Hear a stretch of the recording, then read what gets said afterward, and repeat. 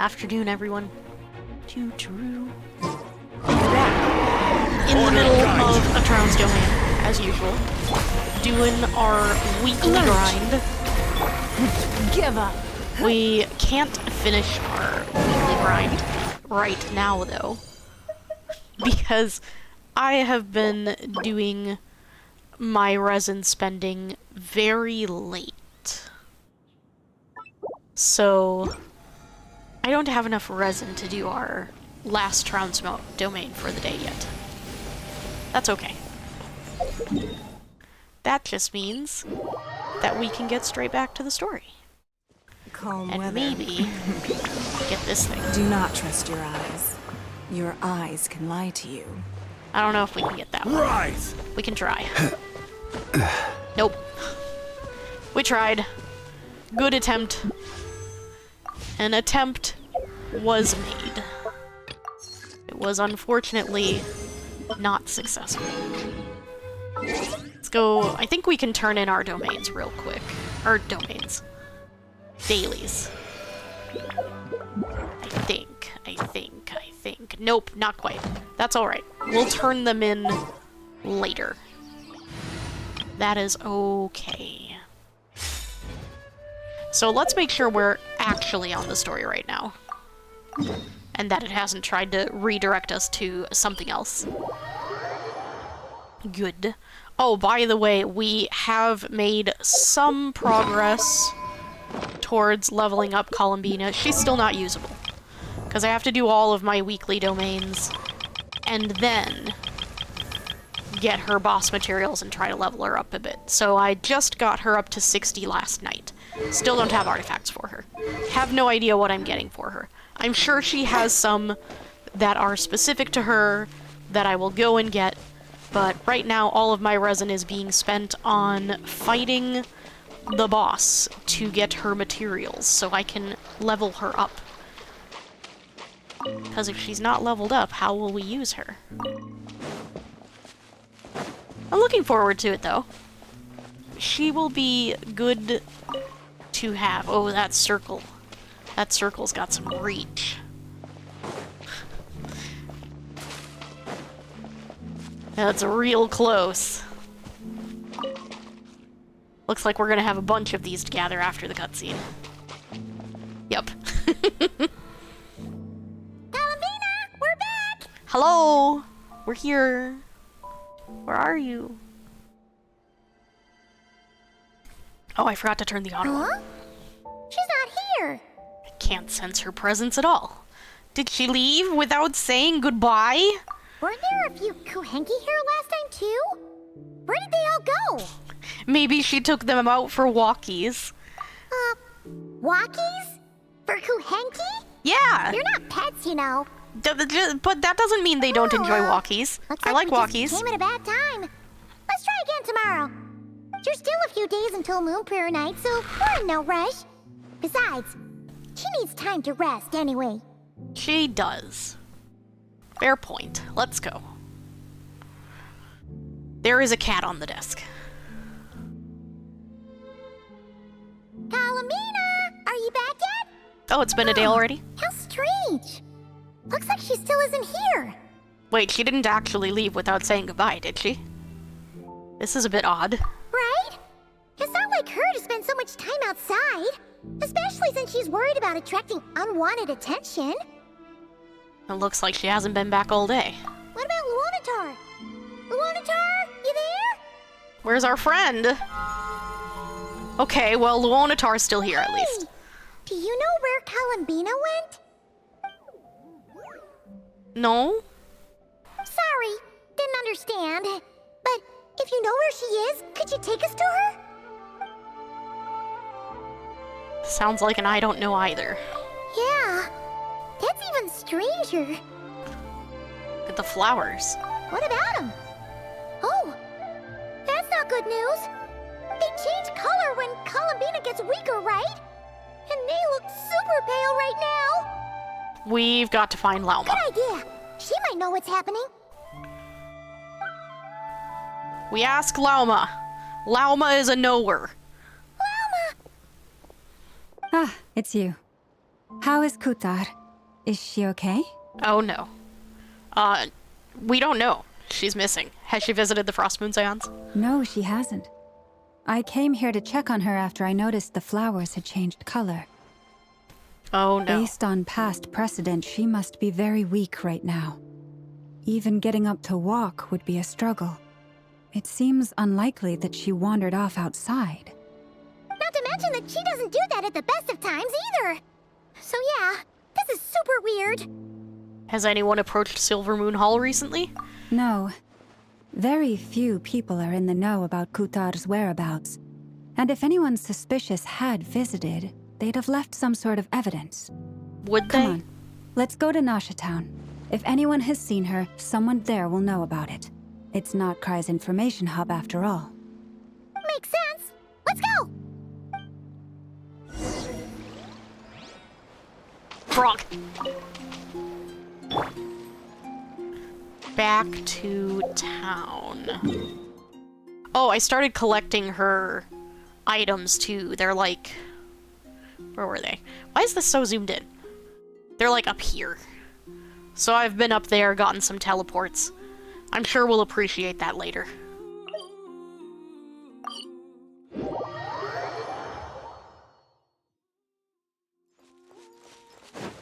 Look it, we got a moon. Oh, wrong way. This way. I was just testing you, chat. You failed. It's okay, I noticed. I always knew we were going the wrong direction. Cat! Wait a moment. Is it just Paimon, or is this stall kind of suspicious? It's never been here before, right? Somebody No. doing a play? I don't recognize it. Alas, your free and easy adventure time is over. Now, prepare to face the final boss of Nod Cry. It's not fair. I have to limit my talking right now. I love Chuny BOing. I can't even scream properly. Whoa! Where'd that voice come from? Not sure. But it's definitely hostile. I don't think it's hostile. No, not that way. The final boss is right here. The... sniffer mole? Actually, the mole? That's the final boss? Surely not. Also, That voice is a little familiar. Okay, the jig is up. I'll stop teasing you. Turn around. I'm right behind you. It seems I've managed to leave quite an indelible impression, even though you've never seen my face. Oh, nothing could make a great mage more pleased with herself. Wait, we've seen her face. Is it pretending we don't know story?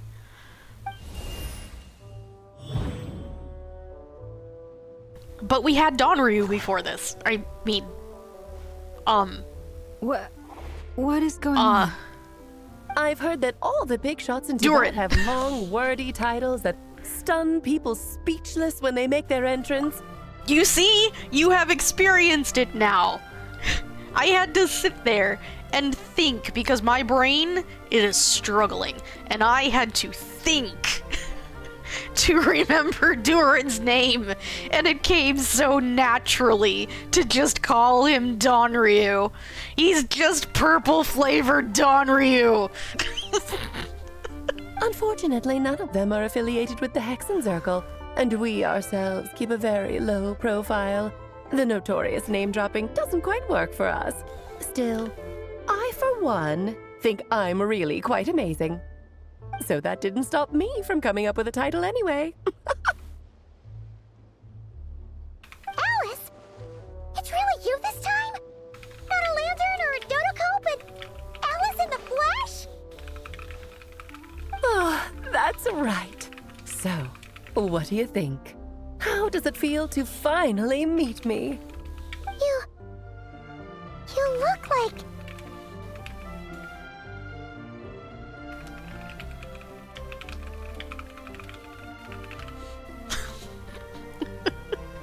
Sorry, I have to post about this. It's too good.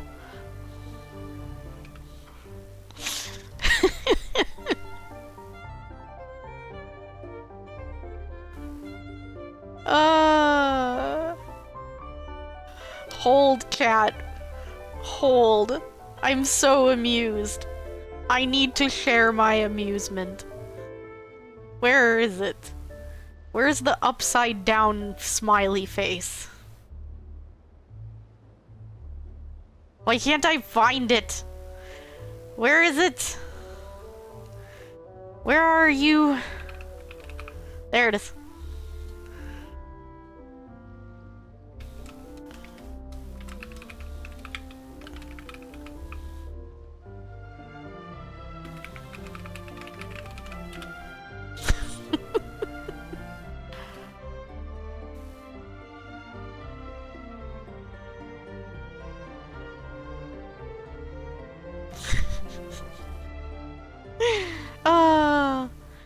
You look just like Lee? Yeah.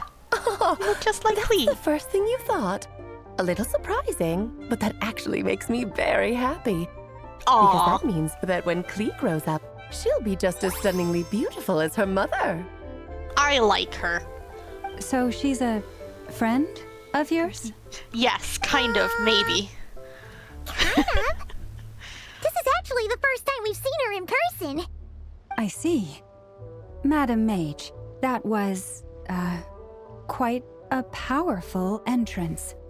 I certainly won't be forgetting it anytime soon. It's okay, Lauma, don't force it. Paimon will do the honors. This is Alice from the Hexen Circle. She's a friend of ours. And of Arcus, too. She's helped us a lot in the past. Hello, Della! Latria. Hello. Wait. I find that emote very precious. It is cute. I like that. How are you? You just missed me having the worst kind of brain fart. Because my brain is not working very well right now. And I called Durin Donryu, and then spent a good at least 30 seconds struggling to remember Durin's name.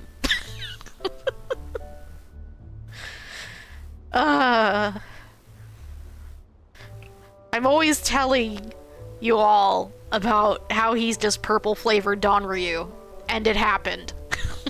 That's right. She's a good person, just kinda unpredictable. Well, what is the human heart if not unpredictable? Hmm? If we could not She's do as not we please, unpredictable. how would we differ from machines? She's not unpredictable, she's fun. Fun. Bright and sunny and fun. I'm talking too much. We're not gonna last very long today. I am Lauma, Moon Chanter of the Frost Moon Scions. It is a pleasure to meet you. Oh, I know. Before you got here, I spent a good, 15 minutes getting up to speed on Nodcry's present situation.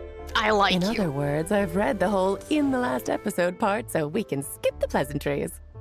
She Fair likes enough. lore. Well, Miss Alice, I can already tell that you have quite a unique personality. Look at the Dodoko hair clips! Look at them! Look at the Dodoko hair clips at the bottom of her pigtails! I want Dodoko hair clips. Me, I want them. He'll get used to it. Paimon sure is. So anyway, what are you doing in Nodcry, Alice? Oh, I thought I told you already. This time, I'm the final boss. Oh, And what a formidable foe I shall be. Powerful, Will you? confident, decisive, and good luck finding my weak spot. You will never succeed. uh-huh. Okay, sure. I'm gonna send a formal request for Jean to put you in solitary. Oh, drat. My one weakness, and you found it in an instant. Fate has been dealt a devastating blow. Oh no. Thus falls the great Dodo King. Oh no. Why are you playing along with this nonsense? Because I love it. Shut up. For funsies, of course. Thank What's you. wrong, Paimon? Are you disappointed in me? Am I a gigantic letdown? This woman gets it. For funsies. I love her. We need her. I've already decided. No, it's just... You seem like a busy lady. And this is the one time you've shown up in person. Paimon figured it would be for something more high stakes than just goofing around. You're quite right. I'm here in Not Cry because something big happened. Something big enough it caught the attention of the Hexen Circle. It concerns the 3 moons, Tevat's borders, and of course, the moon goddess you are currently searching for. Where is she? Kind of. Why don't we discuss this over a pot of tea? My My main reason for coming on this trip to Tevat was, of course, to have some fun. But I do technically have a job to do as well. Namely, maintaining the stability of Tevat's borders. Where's my big comfy chair? I'm complaining. I'll skip over the complicated parts. But to sum it up, abyssal energies are all that lie beyond Tevat's border. We'd find ourselves in a real pickle if they ever made it through. Listen, I don't even need my own big comfy chair because look at how big the one you're sitting in is. We could share the big comfy chair. What if we just sit next to each other? I'm short. Well, shorter than you at least. So my head will be below your fancy hat there. So we won't have to worry about you stabbing me in the eye with the pointy bits. And we can share the chair. It'll be great. And the phantoms you've been seeing are a sign that the border has been disturbed. Ah, no wonder they tend to show up around Moon Prayer Night.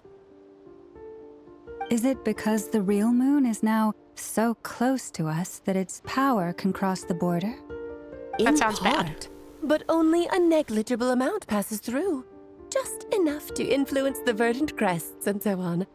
And as you've noticed, there has been an unprecedented number of phantoms appearing this year. The influence of the moon beyond the border cannot explain this. No, there is another far greater factor at play. The trilunar syzygy. A trilunar syzygy. Eons ago, before the heavenly principles came to Tevat, it was the then 3 moon goddesses who controlled the laws of this world. Talking about life, death, and such, aren't you? Oh, that's exactly it. The 3 goddesses split these powers amongst themselves, promising never to consolidate them into one singular body. This was meant to keep the world stable. But, fast-forwarding to the present, the eternal moon's marrow is with you, while the iridescent moon's marrow, which should never have appeared in this world, has been retrieved.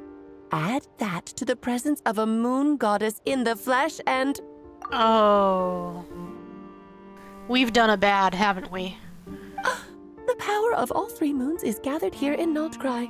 There hasn't been an event like this since the War of Funerary Flame. Did we do a and bad? it's having a noticeable effect on Tevat's borders. Did we do a bad? Why are you so concerned about said borders, if I might ask? Because I wish to give my darling daughter a peaceful, sunny environment to grow up in. Is that a good enough reason? Kinda sounds like you're dodging the question, but it does make sense. Good enough reason, sure, but still gonna need more explanation than that.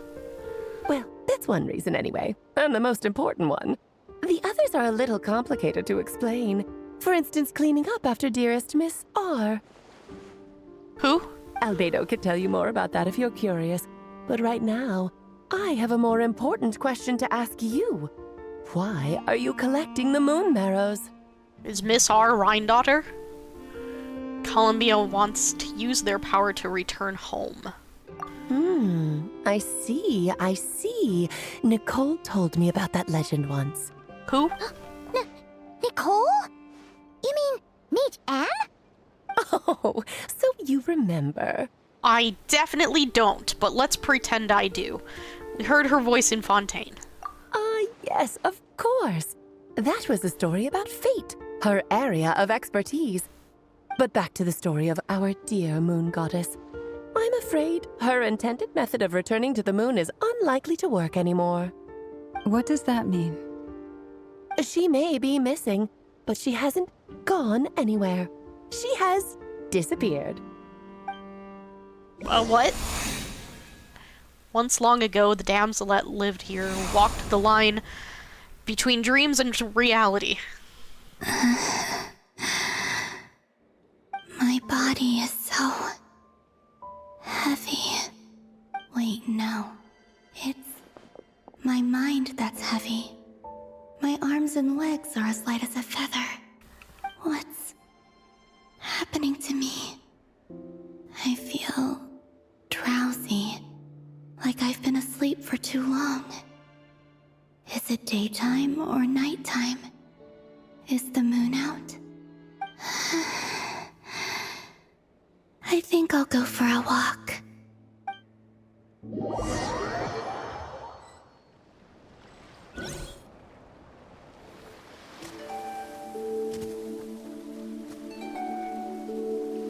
Are you out for a walk too? Oh no. Oh god, we've done a bad, haven't we?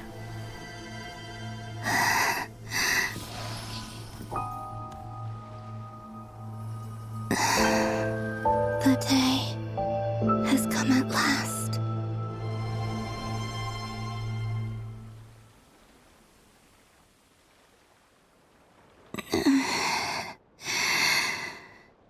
Have I grown so weak that I can't even sustain my physical form? But Moon Prayer Night is nearly here. I was so close to returning home. Death is near. Is this how it ends for me? Will I return to the moon after I disappear? Or... I don't want it to end like this. So far, at least, I still exist. Even if not physically, I can still feel. But as my power wanes, I'm sure that too will fade. I suppose I might take one final look at this world. The world where I was born.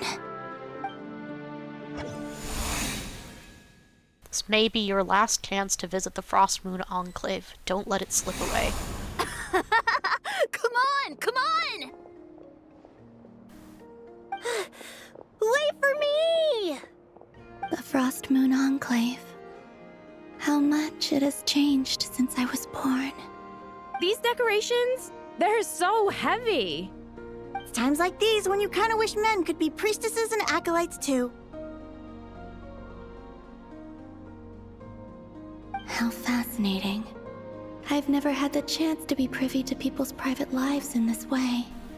In the past, people would get so solemn and serious the moment I showed my face. Like they were frozen stiff. Karina, Lametti, it's time to eat. Coming. I want to watch them a little longer. Oh? We get to walk around? We can jump? Ooh. So floaty. The little bounce. What if we sprint? Huh.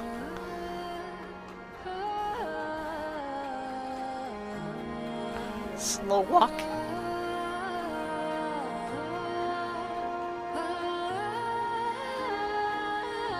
So just fill these balloons with air, right? Yep. Try a couple now to test things out. The rest can wait till Moon Prayer Night. Think fast. Oh no. Rita! Teasing an acolyte of the Frost Moon Scions? Surely that's a punishable offense. Take this!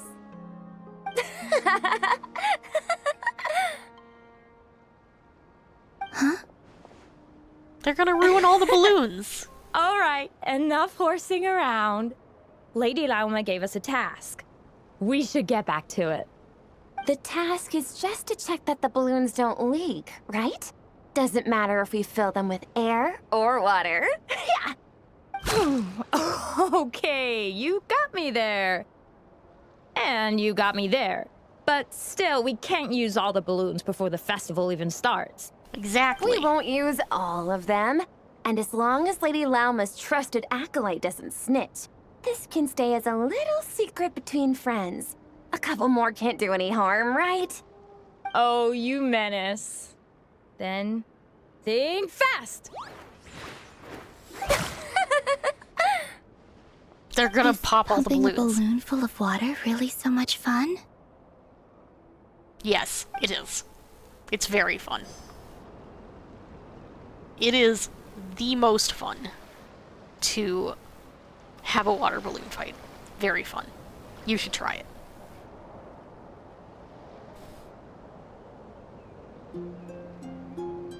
I'm sure you're both tired from playing all day. Come on, eat up.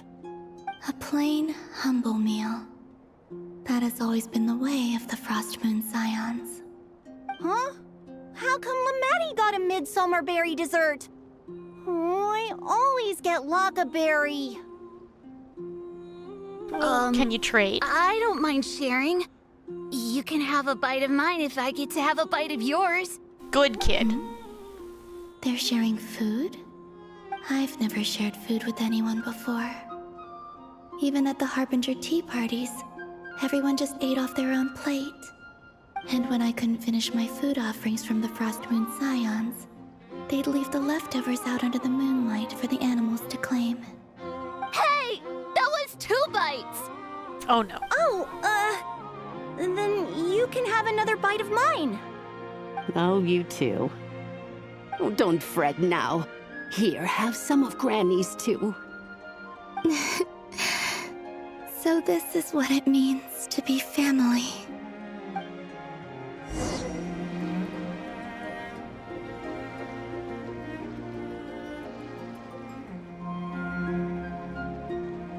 I'm seeing so much that I'd never usually get to see. They'd never act like this when I was around.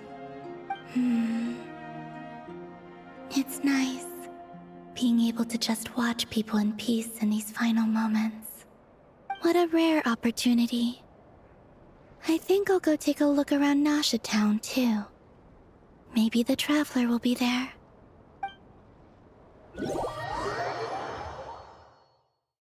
Was I?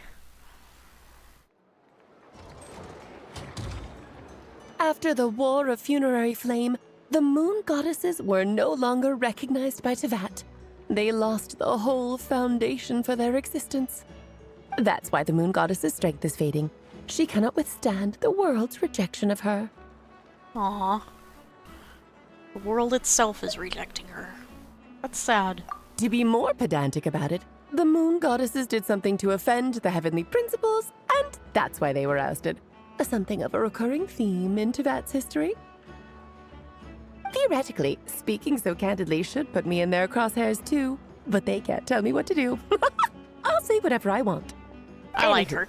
The Moon Marrow energies were but a drop in the bucket for her, and that battle against the Ray Hair of Solnari only weakened her further. Fortunately, it happened close enough to Moon Prayer Night when the Kuvaki concentration here is high. That's the only reason she managed to survive this long. What do you mean, fortunately? You said she disappeared. We're too late. Ugh, what a headache. I thought this was all common knowledge. I guess I have some more explaining to do. Okay, buckle up. It's time for another lecture. Lore. Story time. Now, I said earlier that the moon goddesses lost the foundation for their existence. The reason for that has to do with the natural order. Basically, the rationale for their existence in Tevat was lost. The same logic applies to the present moon goddess too. Consider her existence so far. Her comrades in the Fatui called her Damselette. And she was worshipped as Kutar by the Frost Moon Scions. But these connections have now been severed, whether by her hand or yours. So, The rationale that once sustained her existence is now gone. Wait, we did that to her? Oh, well, strictly speaking, yes. But let's not start pointing fingers, shall we? I'll only end up as the big bad villain, and that's not the kind of final boss I want to be. Oof. Well, if you're making light of this, hopefully that means you have a plan. Of course I do. I'm only the greatest mage in the whole entire world. Are you? Now, if you wish to find your moon goddess, there are 2 problems we need to solve. Firstly, we'll need to strengthen the connection between her and Tevat, at least enough to sustain her until Moon Prayer Night. Strengthen her connection. But does that mean I'll have to rally all the Frost Moon faithful behind this? I'm afraid a bygone faith and a former home won't be of any help to her now. Do you know her name? Her name? Oh, yes. Names are very important things. A name is a fundamental concept that anchors one's entire existence. She said she didn't know. Then your first job is to find it. As a moon goddess, I'm sure she must have a name she identifies with. Neither Columbina. Columbina nor Kutar is her true name, and she's never really accepted either of them. True. So, finding out her real name is enough to sustain her existence? Yes, I know it sounds like a small step, but every journey begins that way. So for now, that's all we need to focus on. If I can find out her name, I can tie her to me. I just need her true name. The second problem is with her plan to use the moon marrows to return to the moon. Unfortunately, piercing through the false sky will take an enormous amount of power. Given her current condition, she won't be able to provide anywhere near enough power, even if she recovers her physical form. But no need to fret. Nicole's the expert in this field, and I'm sure she'll figure something out. We talked to Nicole. Mage N is going to help us out too? That means we've got 2 Hexacircle mages on the case. This is turning into a pretty big deal. Actually, this is more of a side quest for me. Like you said, I'm a busy lady, so I can't stay for too long. I'll have to return to Tevat's border soon. Thanks for coming and helping us. That's the upside you get for looking out for my little Klee. Hopefully that will incentivize you to carry on keeping her company in the future. Anyway, jokes aside, you'd better get moving. It will take quite a miracle for the moon goddess's consciousness to hold out till Moon Prayer Night. Oh, I suppose I might as well tell you where Nicole is before I leave. Off you go now. Time to meet your new friend. Oh, yes, and a little suggestion. Don't forget to mind your heads. What? What? I wonder how Durin's doing. I should really go see him before I head back. You really are super busy. I most certainly am. There's so many children I have to keep tabs on just in Mondstadt. Durin, Albedo, Venti, Varka. There were some unexpected names in there. Klee didn't make the list, huh? Of course not. Klee is my pride and joy. I have no qualms about her, because she's the best child in the whole wide world. Yep. Klee's a little angel. Sure is. I'm glad you agree. Well, all the best. See you when I see you. Also, Albedo's keeping an eye on Klee. She'll be fine. She left Dad in a hurry. Bedo's got it. Yeah, she didn't pack up her stall. Should we handle it for her? No, I'm sure it's fine. I must say, I'm now very curious about her daughter. Klee, wasn't it? What's she like? She likes to throw bombs in the river and blow up fish. We have to tell her often that she's not allowed to do that. Other than that, she's very precious. She's precious and must be protected. That's a long story. Come on, we'll fill you in as we go. It's okay. Dad Beto keeps an eye on her. He's the best dad.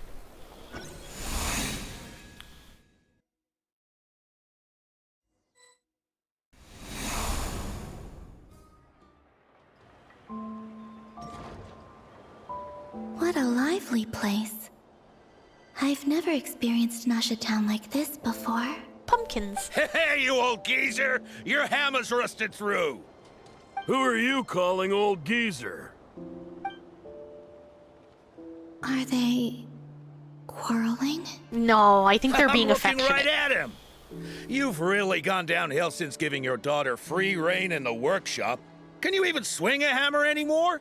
It shouldn't take you days just to fix a single chair!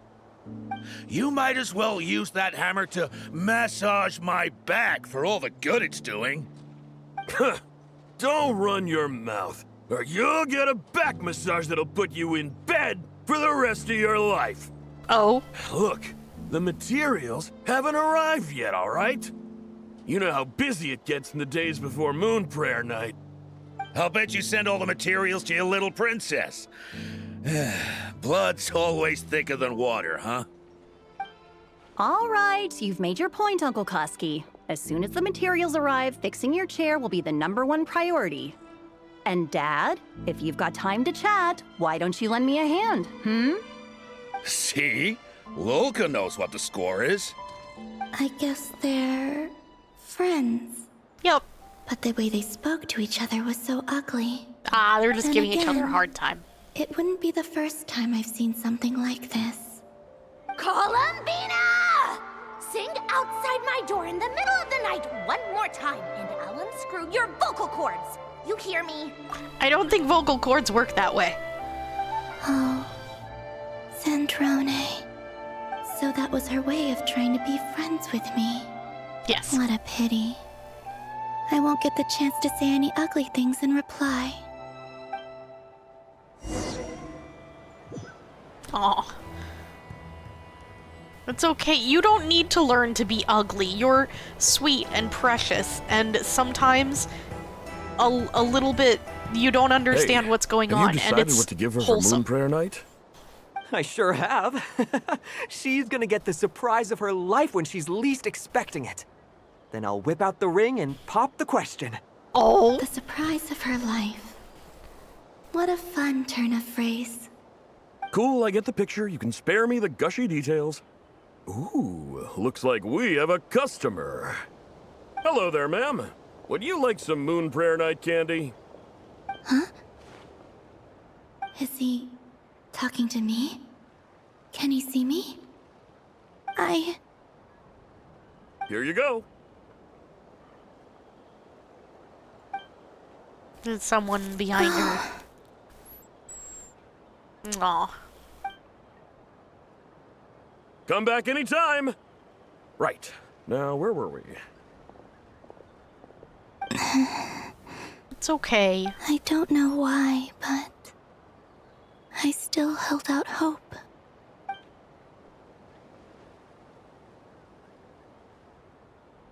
The most important thing right now is to find that mage. This name thing seems super important too, but where do we even start looking? I'd better go pay the Fatui a visit.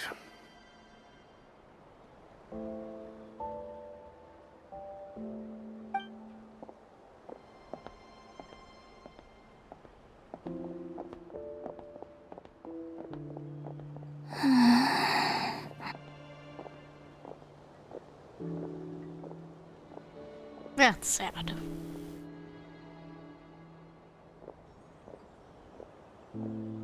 Columbina?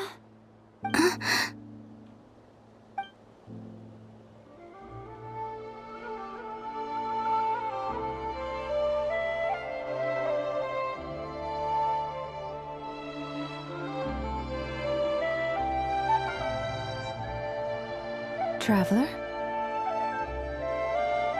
Let's go! This is no time to be spacing out! It's okay. We'll find her.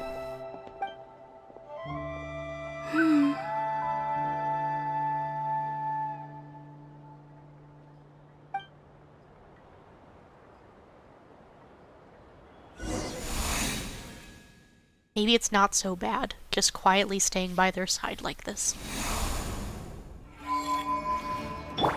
No. Don't accept that.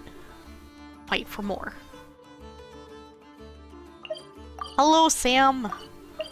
Too true. How be you? Is it a work day? Where are they going? They mentioned a mage and... a name? So, Mr. Varka, are you acquainted with this Nicole? Or should I call her Mage N? Ah, not really. We've never met, though she has come up in conversation. From what I've gathered, Alice kinda took Nicole under her wing. Taught her how to speak in a more ladylike fashion, that kind of thing. Huh. Hard to imagine Alice as an etiquette coach. Yeah, Alice is a larger-than-life personality, I'll give you that. But then again, that's why she's able to draw such an eclectic mix of people into her inner circle. If I remember correctly, being an interesting person is actually one of her main entry requirements. So, if you ever wanted to join the Hexenzirkel, I'm sure you'd both be eligible to apply. Hey! Don't go around making promises on Alice's behalf. Oh gosh. I wouldn't dare. I'm just trying to paint a picture of the Hexenzirkel for you. Okay, sure. Anyway, since none of us have ever met Nicole, how are we supposed to find her? We can't just go up to every woman in sight and ask, "Hey, are you Nicole?" Maybe something she's wearing will give it away? Like a windbloom pinned to her chest or something. Wait a minute. Alice never said Nicole was from Mondstadt. Oh, true. What about the tea set? Recall that each mage has their own cup. That would Good be idea. this young lady, then? Oh, we found her already? Also, Sam, on lunch. Good. Hey there. Good lunch. Sorry to disturb you, but are you Miss Nicole? More Varka, training. Knight of Boreas of the Knights of Favonius. Alice might have mentioned me before. Mm-mm. Ah, have we got the wrong person? Sorry. Well, this is awkward. When I shook my head, I meant, no, Alice hasn't mentioned you before. I like her hat. Oh, I have to continue. Huh? Where is this voice coming from? My apologies. For certain reasons, I am unable to speak. This is the only way I can communicate with you. She does. She has her own dialogue box, and it's all sparkly. I think it's... I'm guessing she's talking in our heads. It might take some getting used to, but I hope you can understand. Oh, no, I'm totally Hey, used to it's it. fine. I'm more shocked by the fact that Alice never speaks about me. Aw, I mean- pat, Marka. As for you two, we have crossed paths twice before, but it is nonetheless a pleasure to finally meet you. No more dialogue box? It's really you. Thanks for all your guidance in the past. You're quite welcome. This time, things are different. We have reached the unwritten pages of the story. You might say that we stand at the crossroads of fate. And his ego went down 1% because he wasn't talked about. Only 1%? Only? You're probably right. Only 1%. It would barely make a dent. He would be sad and then immediately move on from it. And completely forget it ever happened. Now then, allow me to formally introduce myself. My name is... Nicole! No, Oh, she has pretty no, eyes. Stop! What? Alice! I can't believe it! Ha! I had a whole speech prepared. I'd agonized over every single word. She always picks the worst moments to ruin other people's plans. She was trying to help you. I'm so sorry about that. Alice took the liberty of devising some bespoke self-introduction magic for each member of the Hexenzirkel. Aw. But I could have sworn I deleted all of the triggering conditions for it. How did it bypass everything? Oh gosh, this is so embarrassing. This is a very different side of Nicole than what we're used to. Is she not used to face-to-face interactions? I think maybe there was some character story that we haven't done yet back in Fontaine where we met her. So we're supposed to remember her and I don't. Because we haven't done all of the character stories yet. It's probably Nouvelets. I bet it's Nouvelets. It's either Nouvelets or Furina's. I don't know if Furina has a story, like a character story that we do separately from the main story or not. But I know Nouvelet does. Don't worry about it. We've seen that introduction magic once already, so it wasn't too much of a shock. Please go on, Miss Nicole. We'd love to hear what you have to say, or, well, communicate. Huh? Are they talking to this lady? But... Does she not Will hear you it? all promise to forget that horrendously embarrassing introduction? Sorry? Embarrassing? When? Already gone.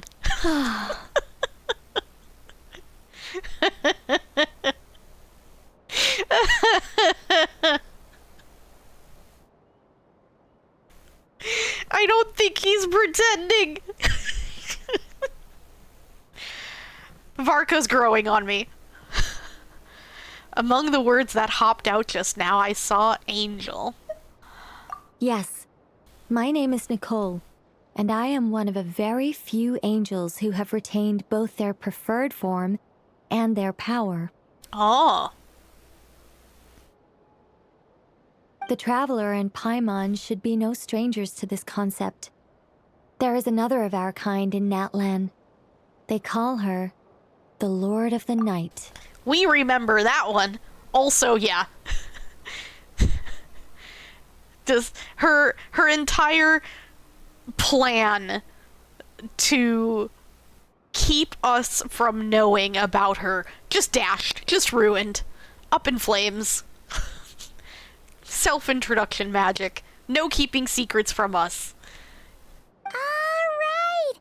Paimon remembers her. But we've never seen her in person. Define in person. Define in person. As far as we know, she is a monolith. Yes. Well, I have retained more of my power than she. Oh, Columbina, it's okay. Because I don't have a long-term duty to fulfill. To be more specific, no. We'll be here all day if I get into the specifics. I'm okay with that. Moving on. If I'm not mistaken, you are here because you wish to learn how one might reach the moon beyond the sky. Well, that, yes, but also I need to figure out Columbina's true name so that I can anchor her to me so that she stops disappearing. Can you help with that? That's right. Is that something you can give us any guidance on? Yes, I do know a way.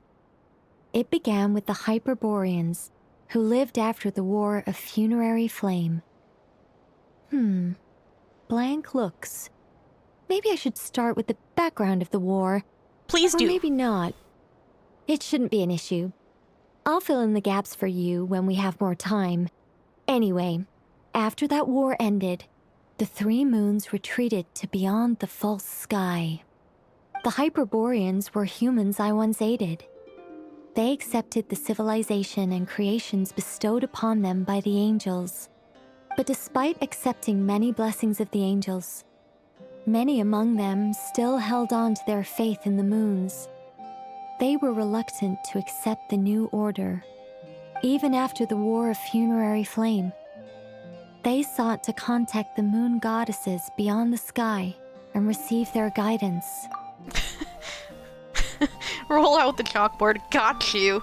Send X amount of payload you're going to need. Oh, magic, never mind. Rolls chalkboard out. Yep. But all three had passed away by that point.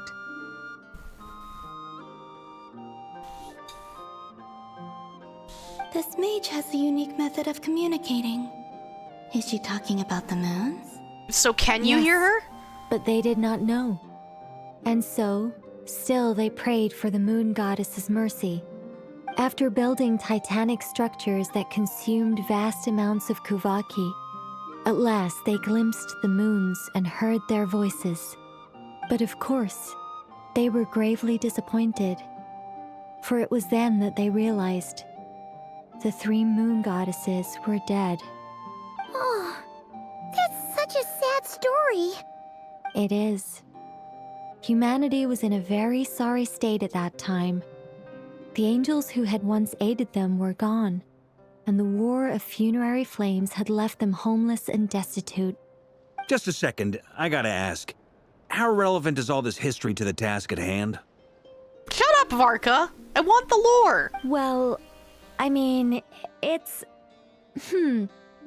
Okay, it seems we've drifted into irrelevant narrative waters. No, ignore him, I want It's been a while it! since I've had the chance to speak inside someone's head.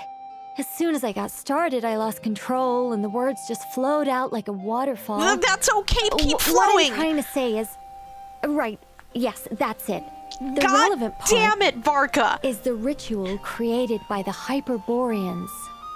The fact that they bypassed the false sky and saw the true moons implies that they successfully built a connection between Tivat and the outside world. Yeah, exactly. We at least need a time and place of when the moons left. I wanted the lore. God damn it, Varka. Just foot mouth. Foot goes in mouth. The foot in mouth and leave it there. Which means, with enough Kuvaki and a sufficiently stable connection, it should be feasible to send one person over the border.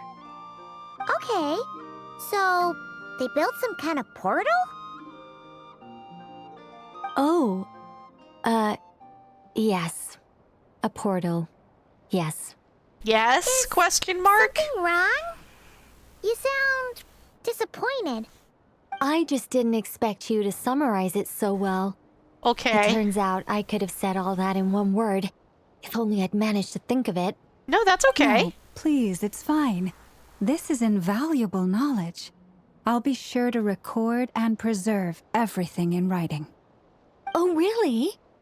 Well, in that case, I suppose I could backtrack and add some more detail. Yes. I did gloss over a few things so far. Yes. Whoa, whoa, whoa. Time out. No. Let's summarize what we've got first. Shut up, Varka. Shut your mouth. Your hole. The hole in your face. Shut it. Up. Shut. I swear, if you stop the lore again, we're going to have problems. I'm going to stop liking you. I was starting to like you. You were growing on me, and you're not going to grow on me anymore if you keep interrupting the lore. The Hyperboreans were the last ones to use this method, right? So we somehow need to find whatever structure they built and make sure there's enough Kuvaki to power it up. Luckily, we have the moon marrow of both the eternal and iridescent moons, so we're all good for Kuvaki. Which means the key issue we need to focus on is finding the place. Am I right so far? Chat, we have to ad break. Be right back. Do ad break things. Take break. Go and get drinks, get snacks, blankets, whatever you need to do so that we don't get ads for the next hour. Be right back.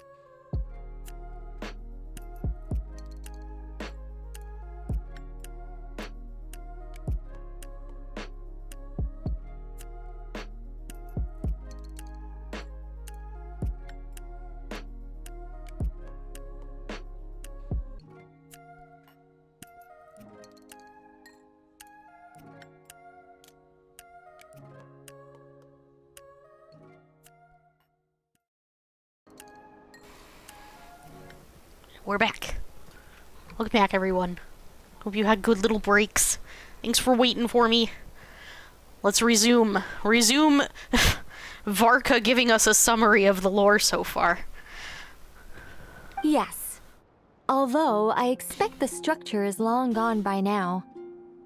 That said, what if we could take advantage of the phantoms to travel back to a time when it still existed? Well, travel back isn't quite accurate. It's more like we'd be creating a handshake between 2 points in space-time. We wouldn't even have to pick a time when it still existed. It could just be a time when it still appeared in phantom form via projection, or we could project our own phantoms, fold them together, And? You look lost. Was that too hard to follow? Maybe. Yeah. But I was listening. Things got a little, technical there. Paimon's brain is reaching capacity. Oh no. All right. Let me think about how to put this more simply. Okay, got it. Over the next few days, I'll search for phantoms that we can use. Once I find one that meets the criteria, I'll let you know and we'll regroup. Okay. By completing certain rituals, specific individuals will be able to enter the phantom and make it to the Hyperborean structure. If everything checks out and it looks feasible, we'll just need to wait for Moon Prayer Night, and we can send the Moon Goddess back home. I'm really skimping on the detail here. Is this making any sense at all? Yeah, sure. I think so. For now, we'll just wait to hear from you. Yes. Basically, yes. Great. Counting on you. In the meantime, we'll focus on finding the Moon Goddess's name. My name? Are they looking for a way to stop me from disappearing? Of course. Excuse me, Miss... Go on, Miss Nicole. This conversation was a little all over the place. I didn't catch your name. I am Lauma, of the Frost Moon Scions. Ah, I did wonder. I noticed that you listened very intently when I spoke about Hyperborea and the moon's history. If you'd be interested, I'd love to visit you this evening and go through it again in greater detail. Can I be there? Also, if you were serious about making a record, it would be too risky to simply write down the raw details as is. I would suggest some tweaks. Maybe rewrite the stories as fairy tales or fables, perhaps even prayers. Why? Anyway, we can cross that bridge when we come to it. So, see you later then? Oh, and no need to prepare anything. Just a cup of tea will do. See ya! Can I be there? Can I be there too? Am I invited? She seems friendly. It's just... It's so nice to find someone who's actually willing to listen. I've been dying for a chance to finally go through all this systematically from start to finish. Any longer and I'd probably start forgetting it. We have technology. We can bulk type it down. Yes. Now Paimon gets why Alice told us to mind our heads. What did I tell you? We A were lot of fine. quirky people in Alice's orbit. Now then, the next order of business is, where do we start looking for the Moon Goddess's name? Maybe the rest of what Nicole has to say might give us some clues. That means I get to be Once there? I've heard her out, I'll summarize the salient points and share them with you all. But I want to be I'm there. also inclined to review our other documents. Yes, our faith was first established by our Hyperborean ancestors, but many of the more factually accurate records are from after Kutar's birth. I have a hunch that the Fatui might know something too. Sounds like we're gonna follow Columbina's journey through Devat, huh? In that case, we'll start by heading to the Frost Moon Enclave. Have good lurk, Sam. Thanks for coming. I hope your lunch was good. Good day at work. Sounds like a plan. Take this with you. I'll see about getting in touch with the Fatui. It'll probably just be Arlecchino and Sandroni again. They're the only ones who would want to help. Thank you, Mr. Varka. Don't mention it. Honestly, I'm more comfortable dealing with the Fatui than prying into the details of a young lady's childhood. Catch you later. I should follow them, just in case there's some way that I can help. You should. We're happy to have you with us. Which way? That way? In the that way direction? That doesn't seem that far. That's kind of far. We can teleport. I'm still sad that I can't catch those deer. They're so pretty.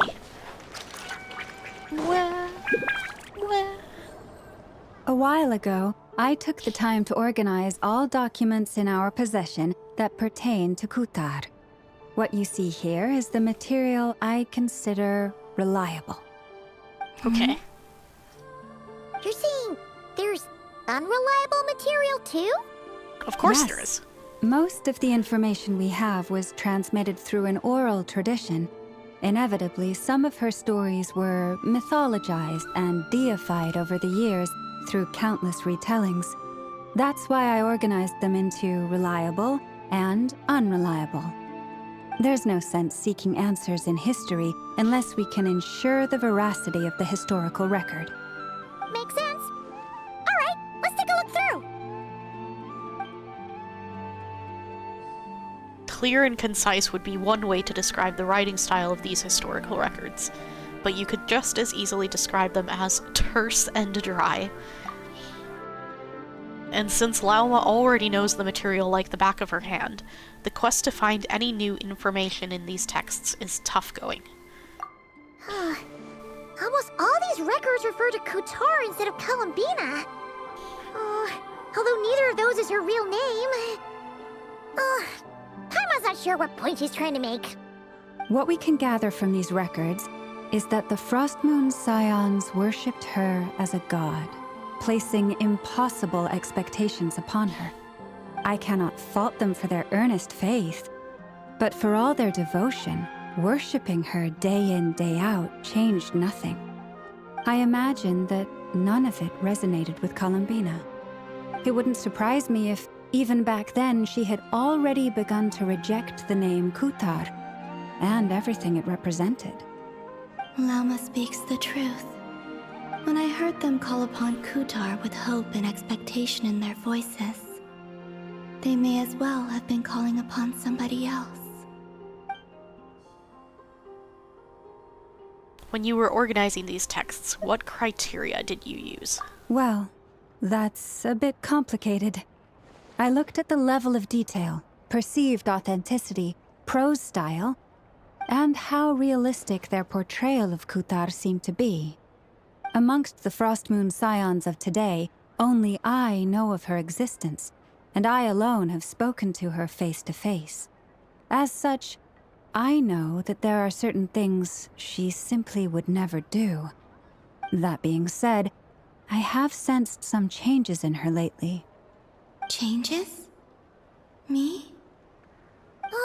Seems like this is getting us nowhere. For what it's worth, why don't we check the unreliable sources too? Sure. Give me a moment.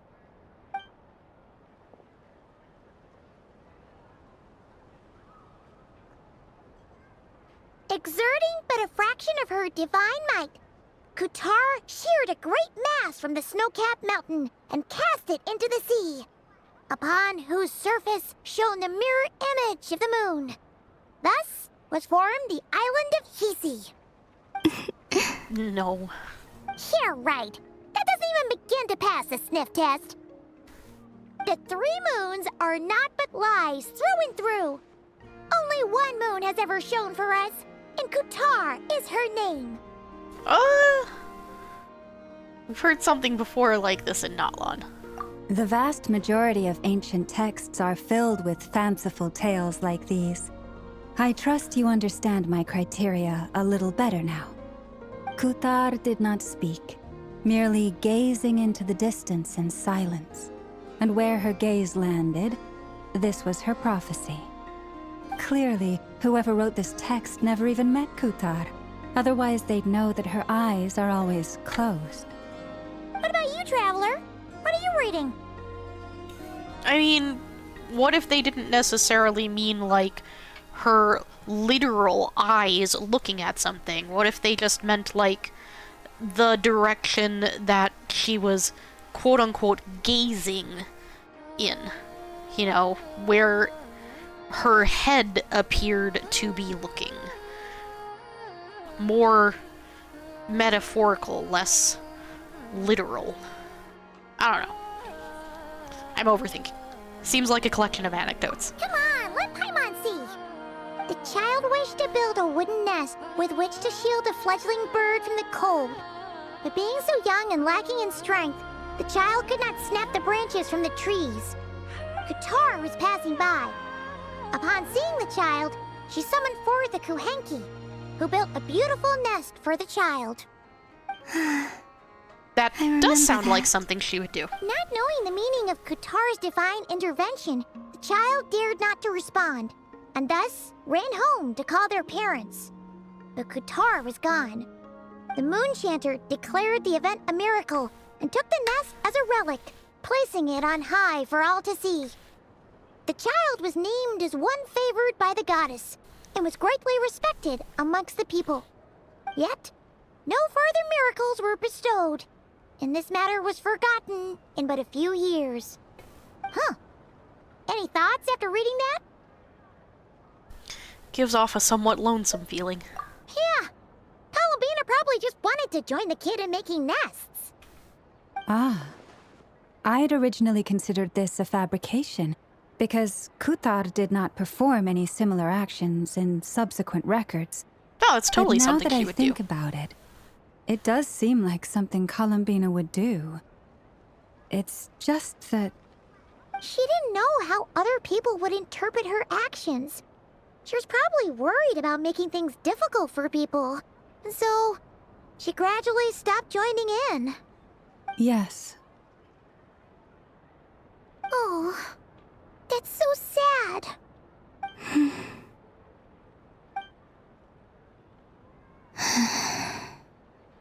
And now, I can make no such gestures of warmth, even if I want to.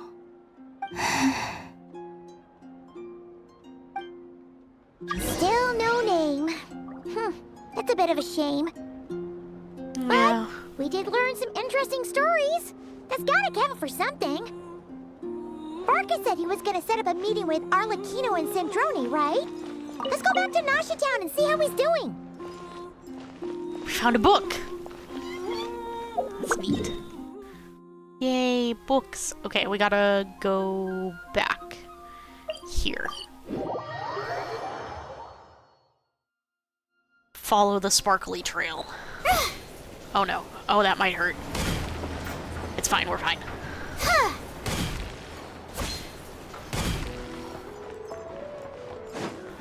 This way.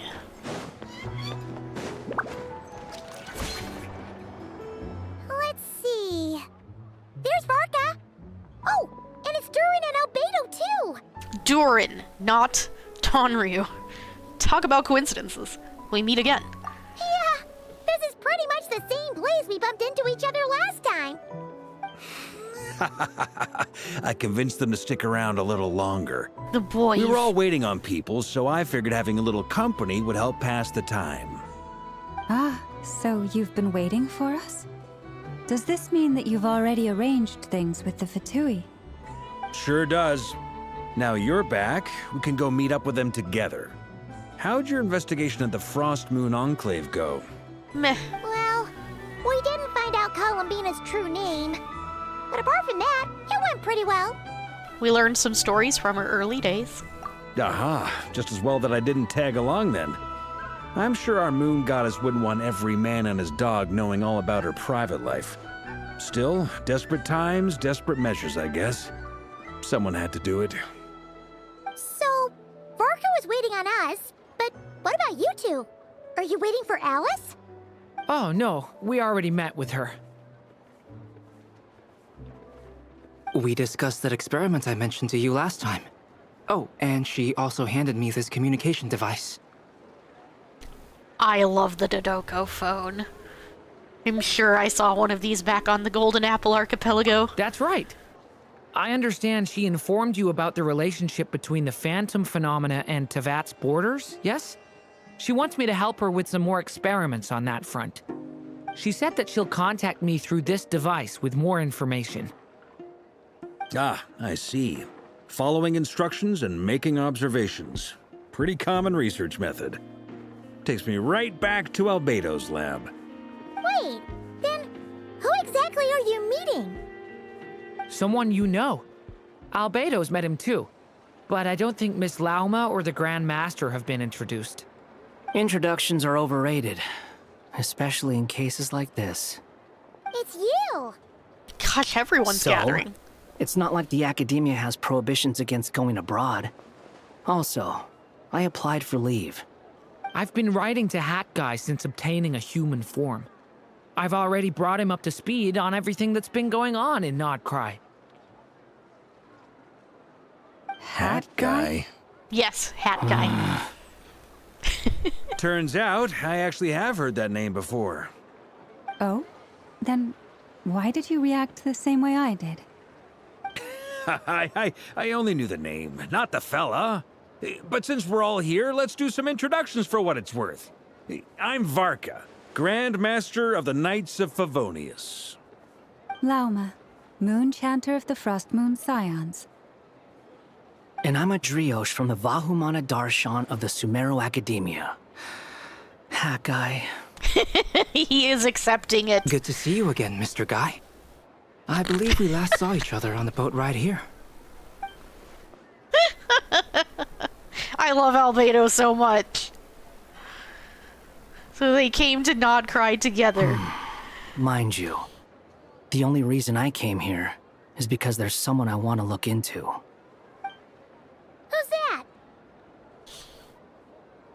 The Doctor, also known as Dottore, second of the Fatui Harbingers. Oh. Just as I thought.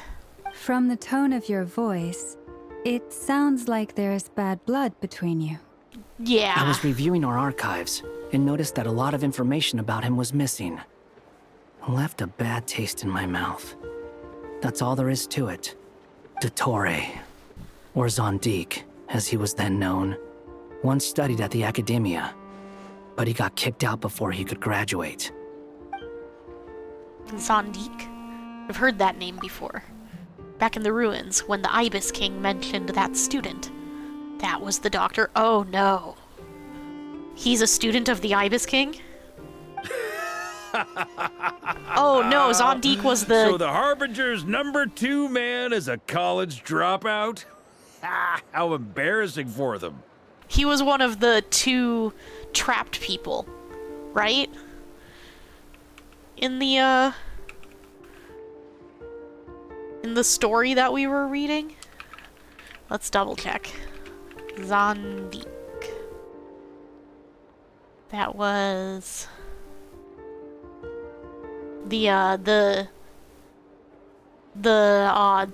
student that was like the Ibis King was worried would abandon the other guy that was there who was hurt. So he lied to Zondik and told him that without the dude that was hurt, he wouldn't be able to get out. He was that student. The one that was very cold and seemed like he was going to abandon the guy that was hurt. Last we heard, he was planning something. We actually heard that a few times before, even coming to Nodcry, but we haven't seen a trace of him since we got here. He only appears when something interests him. For all we know, he might have left already. But the fact he did something here at all is worth noting. It'll fill a couple extra lines in his file. Why does it sound less like a file you're writing and more like a criminal record? Anyway, we were just about to meet 2 of the other Harbingers. Want to come along? You might learn a thing or two about him there. Sure. Even though they're Harbingers, well, they're old acquaintances of ours, so, you know, when you talk to them, try to be I got it. The Do Frost you? Moon Scion's relations with the Fatui remain tense. Forgive me if I do not attend. In that case, we'll continue assisting Miss Alice with her experiments. Good stuff. Everyone's having a fruitful time. All right, we better get going. I'll lead the way.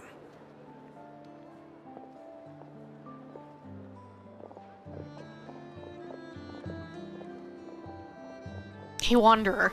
Are you here for revenge? Well, yeah. That's obviously part of it. But I'm not the only one who has a score to settle with him. Neither you, nor Lesser Lord Kusanali, nor I want to see him meddling with things again. Fair enough. When we return, let's talk about Columbina. What's the hurry? She's disappearing. Don't worry. Pigeons always know which way home is. She's not a pigeon. After the conversation ends, the group splits. We make for the Experimental Design Bureau. You made it. Who is this? A scholar from Hat Guy. Sumeru. They call him Hat Guy.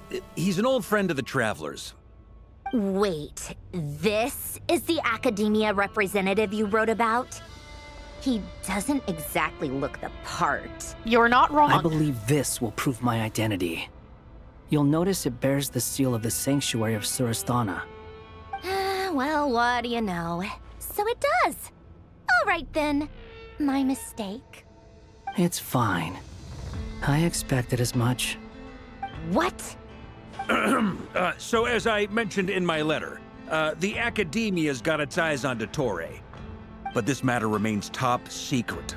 Apart from those assisting in the investigation, the fewer people who know, the better. If anyone asks, I'm here in Nodcry to pursue my personal academic interests. Gotta say, Varka, you did pretty well to keep all this under wraps for so long. Sounds like you got in touch with the academia about this way back. you flatter me. You're all harbingers. What reason would you have to disclose information about Dottore? That's my question. Where do I even start? Remember that time we fought Rerir at Star Sand Shoal? He sure let me have it then, didn't he? I'll bet Dottore had that all sketched out, with me as his convenient little pawn. He could not care less about us if he tried, but hey! The feeling's mutual. Does Dottore really strike you as the sort who values his relationships with his colleagues? No. Fair point. Definitely not. Which is why I always keep my guard up whenever he starts making suspicious moves. To that extent, our motivations align. On top of which, I consider you trustworthy people. Father likes now, us. Back on topic. In the wake of the Reikir of Solnari episode, Sandrone and I grew suspicious about Dottore's complete inaction during the entire affair. So we tried to find out what he'd been up to, but unfortunately to no avail. He never lets anyone in on his plans. The more he cares about something, the more secretive he gets. Indeed. Perhaps he believes that by keeping a low profile, he can avoid trouble. But that trick isn't going to work on his colleagues. Yeah, I mean, he's been researching the ancient moon's remnants. And he's been trying to get his paws on the moon marrows. Only an idiot would believe he doesn't have something more planned. With this in mind, I returned to Snezhnaya and relayed my thoughts to Her Majesty the Tsaritsa, entreating her to have him recalled. That's pretty direct. Did the Tsaritsa agree? Yes. I made it abundantly clear that the Fatui's business in Nodcry is almost concluded, and we do not need 3 harbingers in this territory. Her Majesty concurred. Accordingly, Dottore has returned at her orders.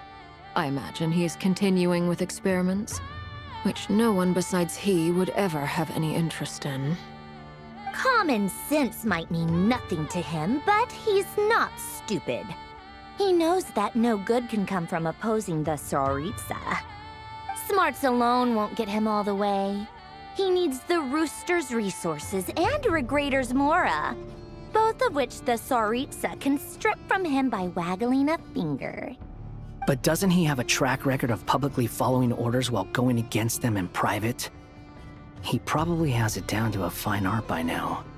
Wouldn't put it past him. We worked together on a research project once.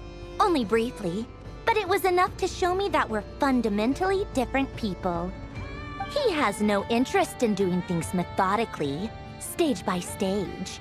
His thoughts jump all over the place, and the moment his curiosity is satisfied, or he gets the results he wants, he disappears. The only similarity we share is that, once we set our minds on doing something, we will see it done, whatever it takes. Well, we definitely saw some of that in your battle with Rerir. You got so competitive. Ugh, do not remind me. Then I believe we all concur. Dottore will not simply give up. Fantastic. Now this is turning into a whole day of unpleasant memories. Ugh. Are you talking about the moon marrow stuff? He also strikes me as the kind of person to disregard experimental regulations, ruin all the equipment, and go way over budget. Then leave the first person he can find to deal with the fallout. Exactly. This one time, he was running some high-temperature experiment and the substance exploded. But does he care? No. He orders his subordinates to open the device so he can observe the results, which causes the gas inside to leak out. That gas was poisonous. If I hadn't been there, who knows how many people might have died. And after all that, he left while I was still cleaning up after his mess. What a waste of time, he said. Waste of time? The nerve! He wasted my time! You've been bottling that up for a while, huh? Hat guy, I must say, you seem awfully familiar with internal Fatui affairs. Especially when it comes to Dottore. Thank you, Lady Harbingers, for providing such valuable information. I have no other questions for now, so I'll be on my way. Wait, what? You're just gonna leave? You're welcome to join if you want. Ugh. Just when Paimon thought he'd finally mellowed out. He makes quite the impression. I'll say. I've met tons of headstrong people, but not many of them would join me in bad-mouthing Dottore. Anyway, back to the main agenda. Barca, you said that Columbina has gone missing? Or rather, disappeared. Yeah. We're working on building a connection between her and this world. The simplest method is to find out her real name. I've actually asked her that question before, but she said she didn't know. Considering our relationship, I doubt she was lying to me. What did she do while she was with the Fatui? As far as I recall, she was never dispatched by Her Majesty to claim a gnosis or anything like that. The Tsaritsa's plans had long contained a place specifically for her. I always thought that was weird. What could she do that the rest of us couldn't? Knowing what we do now, it's probably something related to Kavaki, right? More than likely. When she first arrived, Columbina would often go to Her Majesty and ask when she could start the task assigned to her. But Her Majesty always gave the same reply. The time has not yet come. So she spent her days in Snezhnaya doing basically nothing. The Tsaritsa has summoned a beautiful blind maiden to be a harbinger, giving her the third seat by virtue only of her enchanting voice. It was a dumb and stupid rumor, but the reality of the situation made it hard to refute. And what happened after that? I imagine she stopped caring. She no longer seemed to care why she had been recruited, and Her Majesty never gave her any missions, so she just continued to sing in the flower garden. For my part, I was busy. So busy, in fact, that watching someone be that idle had me fuming. But still, I got the sense that she had long been used to a life of other people claiming she was needed when she wasn't. I just felt that having a place to stay would cost me something eventually. And so I waited quietly for the day that I would have to pay the price. And on the other end of that spectrum, you had me. Someone once told me that I had the lousiest work and the toughest luck. That's a good way of putting it. I forget who said it, but those words have always stuck with me. Sounds like something Wanderer would say. No wonder. But you've done your job exceptionally well all this time. Because at heart, you are a conscientious person. Yep. Thanks for telling us this. What is it? Something come to mind? Nothing. Just even more eager to learn her name now. I want to shout it to her from the rooftops. That makes sense.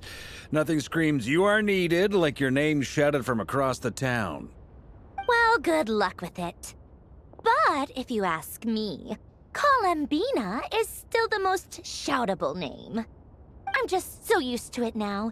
After all the arguments we've had, I can't be bothered trying to remember another name for her. Nor I. Sandrone. Harlequino. Chat further about interesting moments from Columbina's past. But soon the time comes for you to part. Does that mean Nicole has news for us?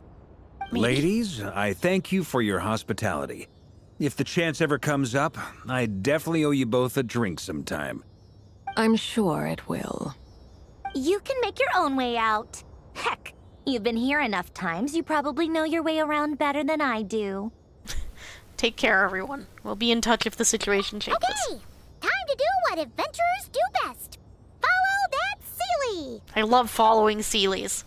Except for the electric ones. They suck.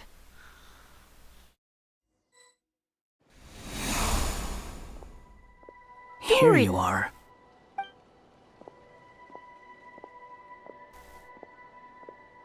Oh, hat guy. How come you're back so soon?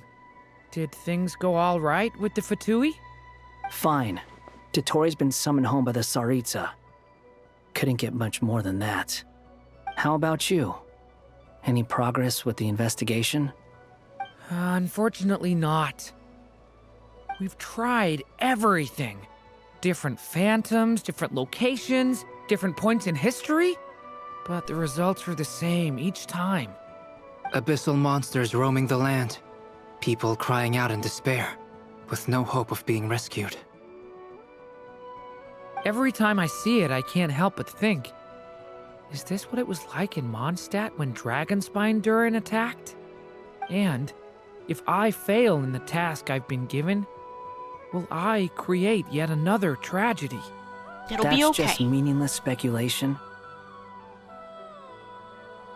When we encountered similar phenomena previously, I tried to interfere with those illusions, using sounds and lights to guide them. However, we could not change their fates. At most, we were able to extend their existences. The events of the past are like fate that has been written into Irminsul. There isn't a living thing in Teyvat that can escape its past.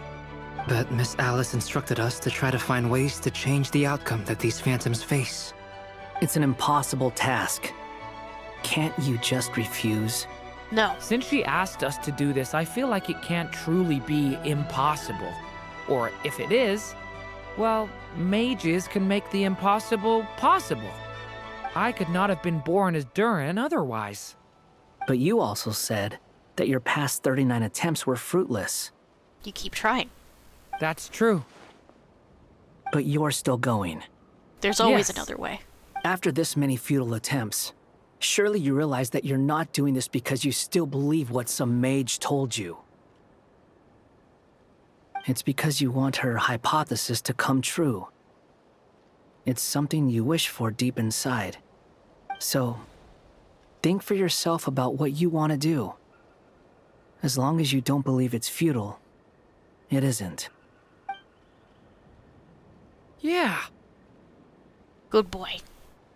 Previous experience indicates that we cannot touch the phantoms, which limits the effectiveness of our interventions. If we want to clear this hurdle, we need to break this rule somehow. Same thought here. Following the same rules means repeating the same failures. Reducing ourselves to mere playthings of fate. So you mean we need to figure out a way to make contact with them despite knowing that we can't? Yes, and I suspect that's something only you are capable of. Everything in Tevat is logged in Irminsul, but the withering that once occurred in Sumeru was a sign that the Great World Tree was being corrupted. This corruption allowed things that should not have existed in Tevat to appear. This is tantamount to rewriting reality to an extent. You're saying abyssal power might be able to affect those phantoms? No one's ever tried it before. If you're gonna try it, it'll take courage. And you have to be confident that you can control it. Is anyone there? Has anyone seen my daughter? She's missing. I have to find her. I hear someone inside. Spargana? Are you in there?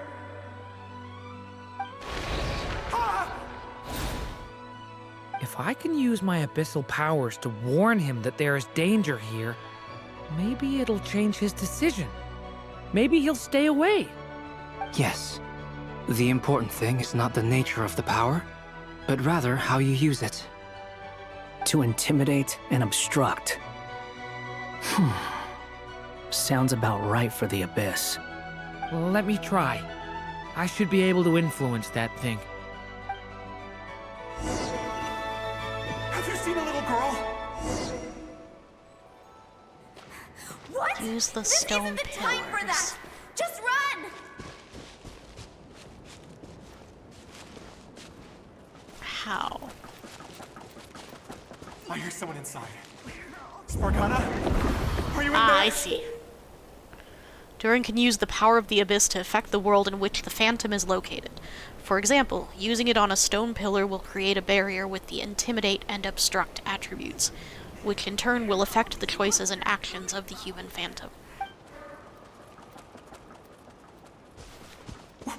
What is this? Looks dangerous. I should get out of here.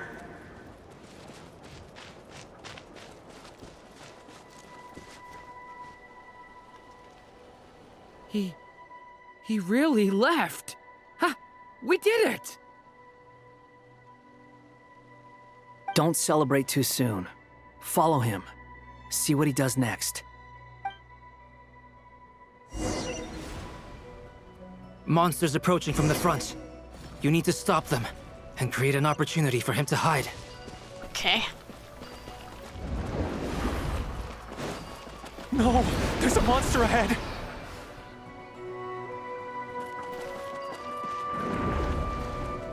Wait, is that the barrier I saw earlier? Why is it appearing now? It's as if someone's controlling it. You just stay in there.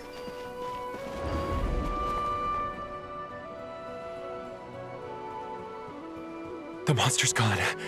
Is it safe now? Sure. There's a cat here.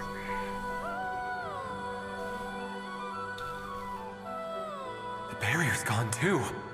How odd. Anyway, I guess I'll keep going. Quickly, let's keep up. We're a guardian dragon now. Wait, there was someone else here?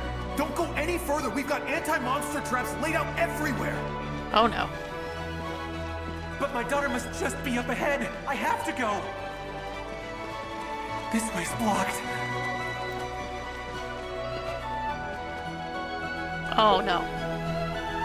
Durin's abyssal power can also affect the Phantom explosive barrels, causing explosions that can clear obstacles and deal damage to monsters.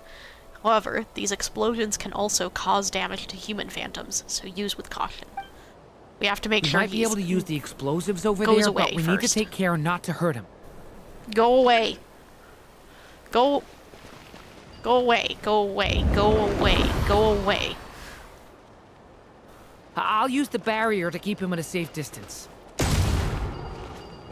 This barrier seems to be helping me somehow. Hey, hey, wake up! Oh, no good. Gotta keep moving ahead.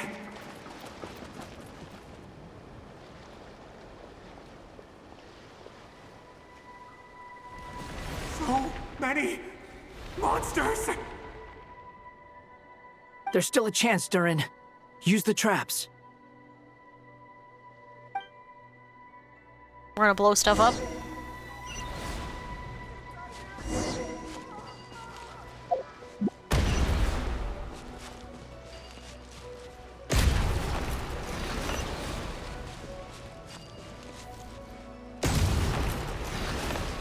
Oh no.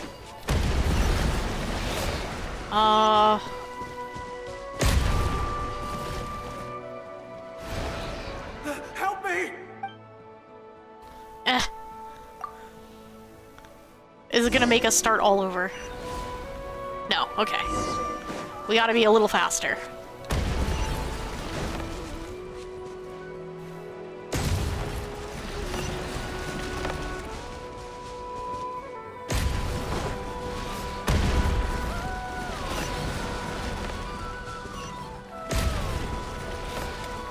Do thing.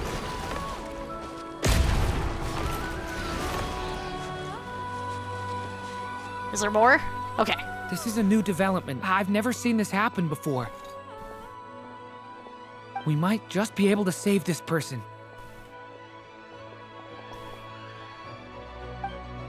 But what about his daughter?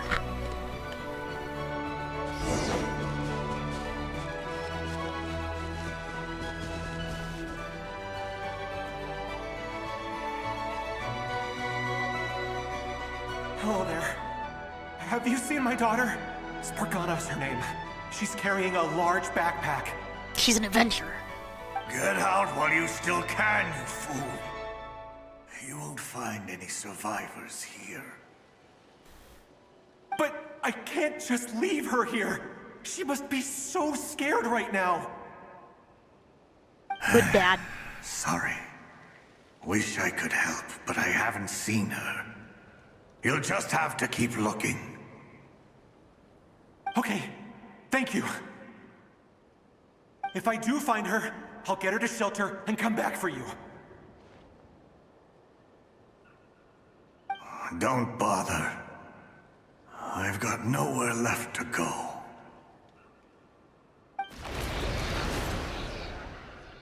What's that noise? Monster! No, if he goes inside, he'll be walking into a trap. Let's try this once more. This time, we have to stop him. The rescue has reached a dead end. All that can be done is to wait for another chance. Oh. Why? How will I know where Spargana's gone like this? You know what? I'll trust this strange barrier. It's gotten me this far after all.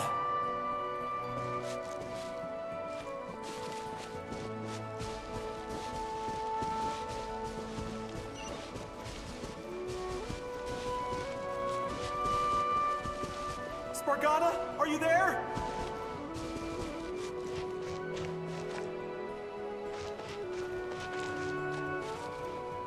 Should I be stopping him from this one too? What? Hey! Let us out! No. It's not letting me do it again, so I assume this was the right decision.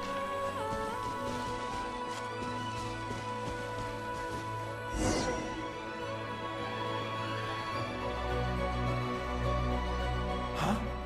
That looks like one of my daughter's books. Thank you. Thank you. Yes, it's one of hers for sure. That's her name on it right there. She left her backpack here.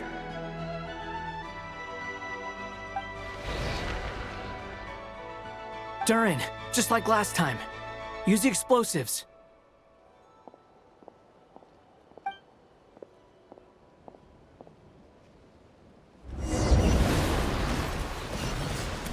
I would like to control my camera, thank you.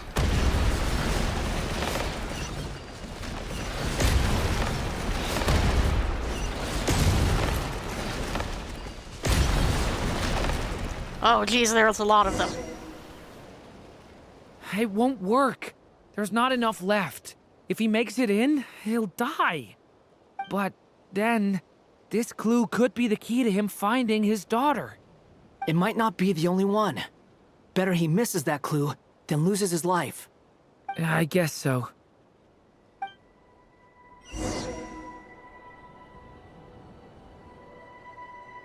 Stop him, Durin. We can't let him get any further in. That's my daughter's book! She's passed this way!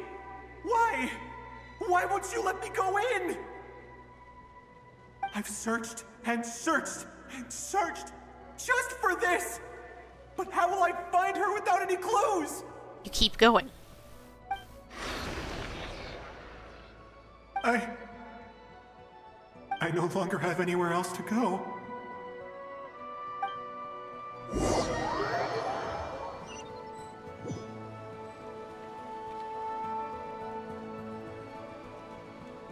I'm sorry. I'm so sorry.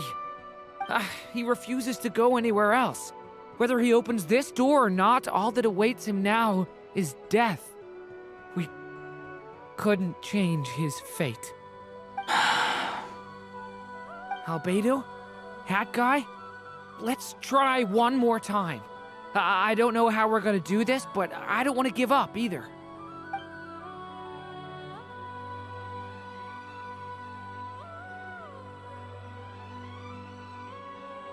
Why am I here? What's going on? All these scenes running through my head. Where are they from? Huh? What's going on? His reactions have changed. How many times have I... What's happening to me? I... Oh no. Huh? Wait. Who are you? You can see us now? I feel like I always could, but that I only just realized you were there. I'm sorry, I don't know how to describe what I'm feeling. But you were the ones guiding me using that marked barrier, right? I haven't done anything yet, but those monsters, those deaths, they feel like memories. Like things I really did experience. I won't find my daughter. In fact, I'll ultimately die trying to find her. Isn't that right? Well, no, it isn't. Yes, it is. Even so, we're trying to find a way out of this. You've not seen my daughter either, have you? We've gotten closer. It seems she really isn't here.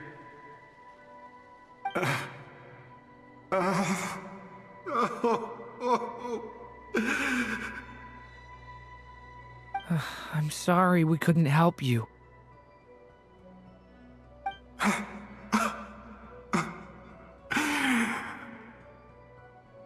I'm just tired. Maybe this is destiny. Maybe it doesn't matter how hard I search. How long do I have left? Experience says 15 to 20 minutes. 15 to 20. Thank you for all your help. Let's rest a while. You look exhausted too. Now's not the time for you to start pitying us. It's not pity. I'm just realizing that I've only got 10 or so minutes left. You know?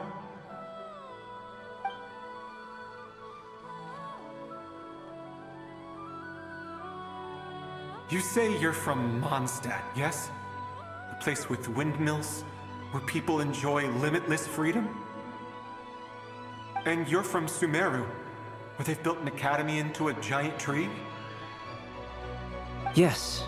It seems you've never heard of either place. Those names are unknown to me, I'm afraid, yes. Have you heard of Hyperborea? I have, but I heard that it was destroyed in the distant past. I see. That was where my ancestors once lived. What about Delphi Pytho? Was it later rebuilt? I've never heard that name. Then what about Sal Vindagnir? I have seen that name on stone tablets on Dragonspine. But I'm afraid the only things left of that place are its ruins. I see. Sure enough, there was no way to turn this around, huh? I'm sorry. I was the one who asked to chat, but it seems like we're too many ages apart. There's barely any common ground to start from. That's okay. You can tell us It's stories. all right. We did hear something new, at least. From how you speak of your lives, things must be going all right for you, I guess. They are. Mondstadt is a place of freedom and happiness. There's a lot of good people in the church and the Knights of Favonius, and even outsiders find that it's an easy place to feel at home. We have festivals a few times a year. Everyone gets together to drink, sing, and be merry. Sumeru is a lot more uptight. Not really the kind of place where you can relax. It's a nation fraught with problems wherever you look. But if all you want in life is to seek knowledge, I guess it's pretty much paradise. That's wonderful. In other words, after this all-devouring black tide passed, humanity did not merely avoid extinction, but rose to build prosperous civilizations anew. I mean, I can see you all right now. That must mean the future isn't a total mess, right? That's true. Well, time's almost up. Let's part ways, I think. Might be best if you don't waste too much time on me. The chances are slim, I know, but I'd like to spend these last few minutes looking for Spargana. If things work out, I'd love to tell her about what I've heard. May we meet again. Well, or not, most probably. In that case, may your wishes come true.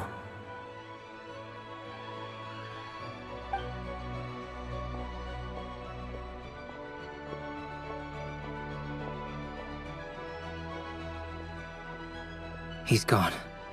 In a few minutes, he will meet the end that was his to begin with. The ending of this tale did not change, but I believe that we've just made the most progress we have yet. We did. Also, it's just about ad break time. I don't want anyone missing any stories, so let's go ahead, we'll do the ad break. We'll meet back here in a few minutes. Be right back.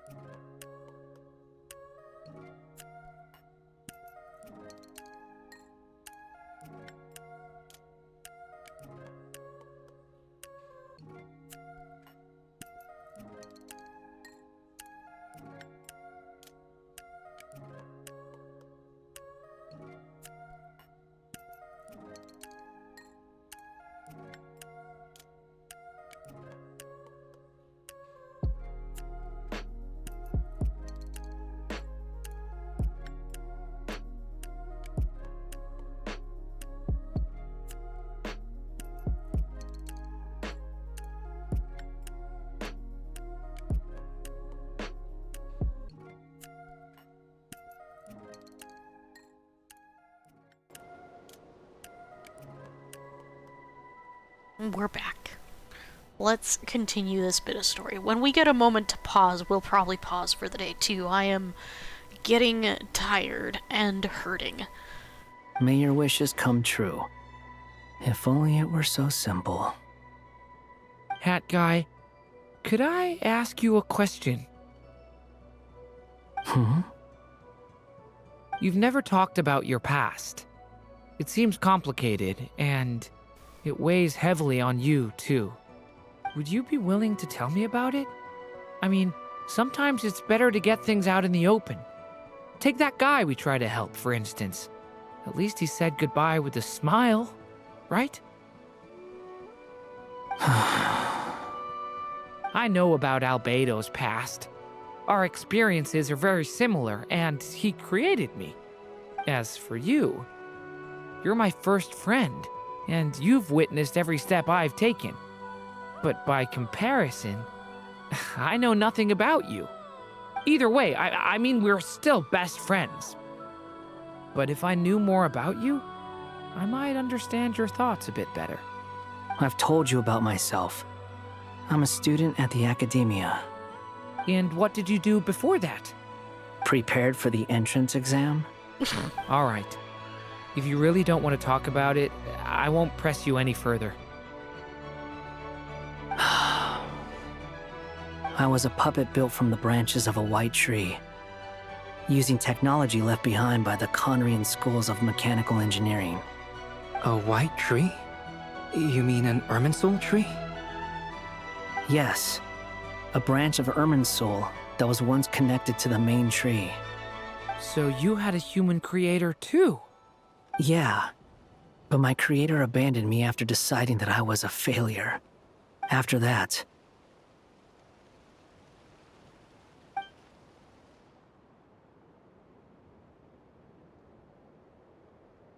Durin, resisting the influence of the Abyss, suppressing the urge to destroy, trying to do the right thing. None of these things are easy, but no matter how hard they are, trying to rewrite past wrongs is far harder. You asked me if you would create a new tragedy if you failed. I told you there was no point speculating about that, but the real answer is, yes. You absolutely will. That guy. But at least you've got people here to help steer you away from the wrong path. So, just keep aiming towards the light. I will. I promise.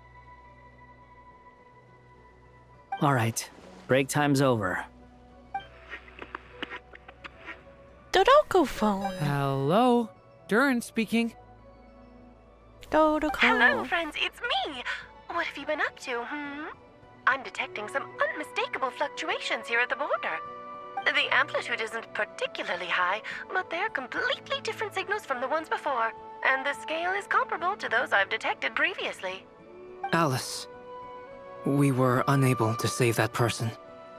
However, he appears to have retained a portion of the memories gained through that cycle, and was able to hold a conversation with us.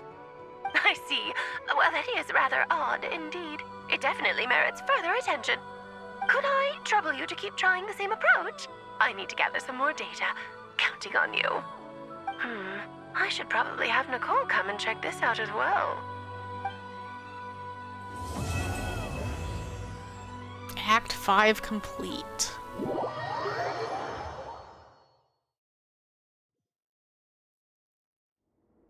There you are.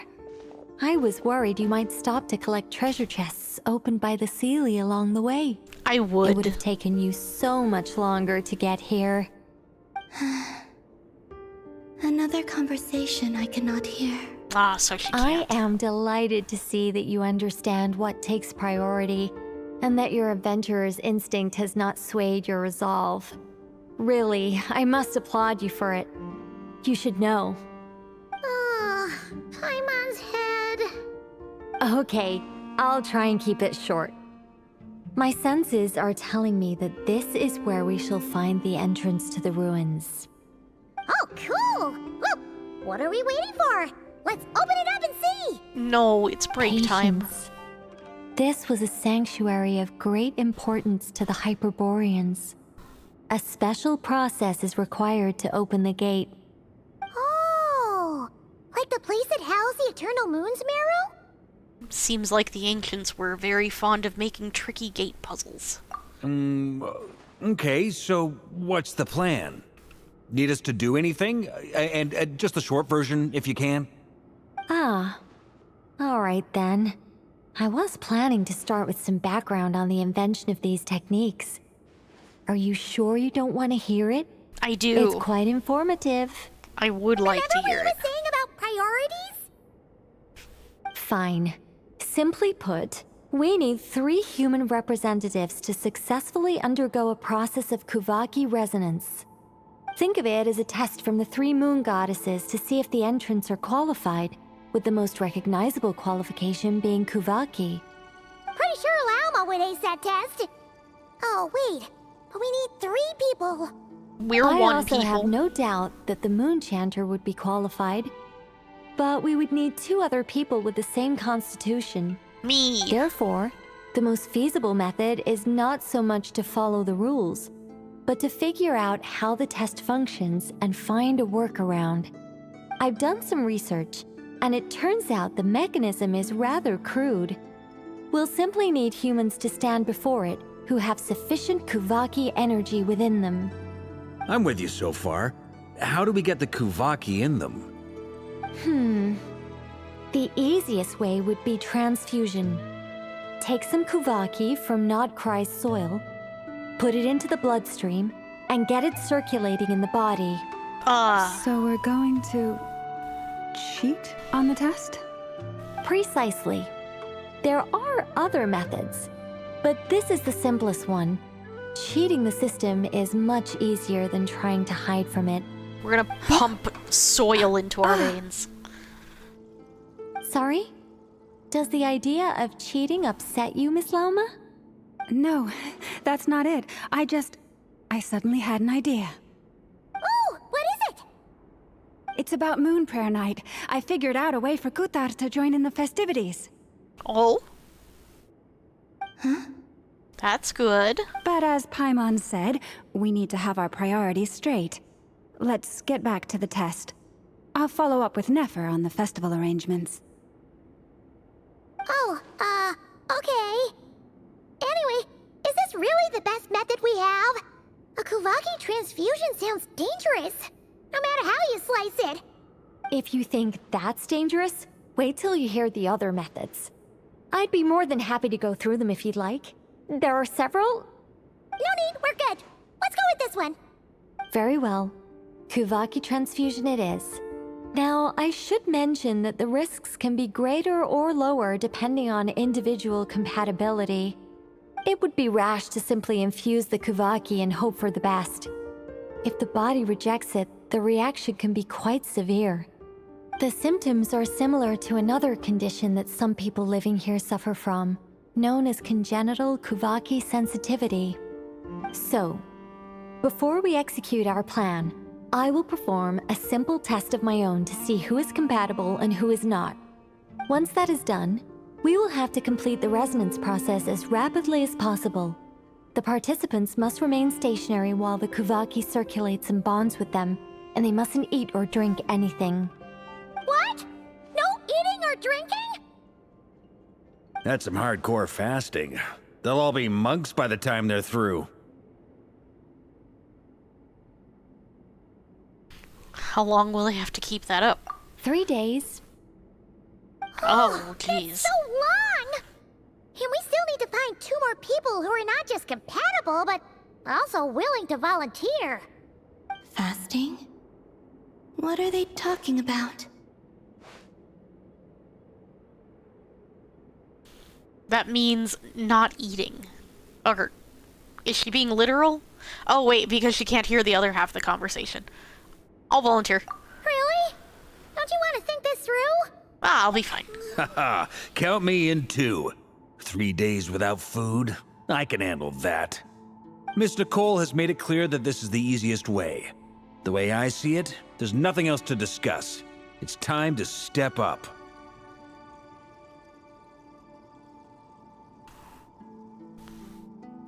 compared to having Columbina disappear completely. Fasting for a few days is nothing. Yeah, you're right. In that case, Paimon volunteers to be captain of logistics.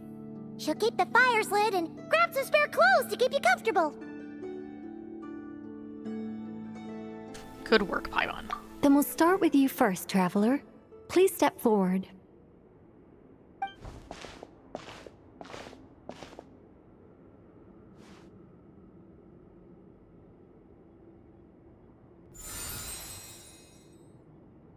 How's it going? Do you feel anything? No. How about now? Nope. And now? Still nothing.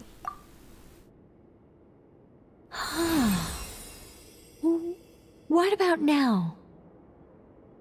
Did you do something? Nothing at all. You guys, it's not a competition, you know.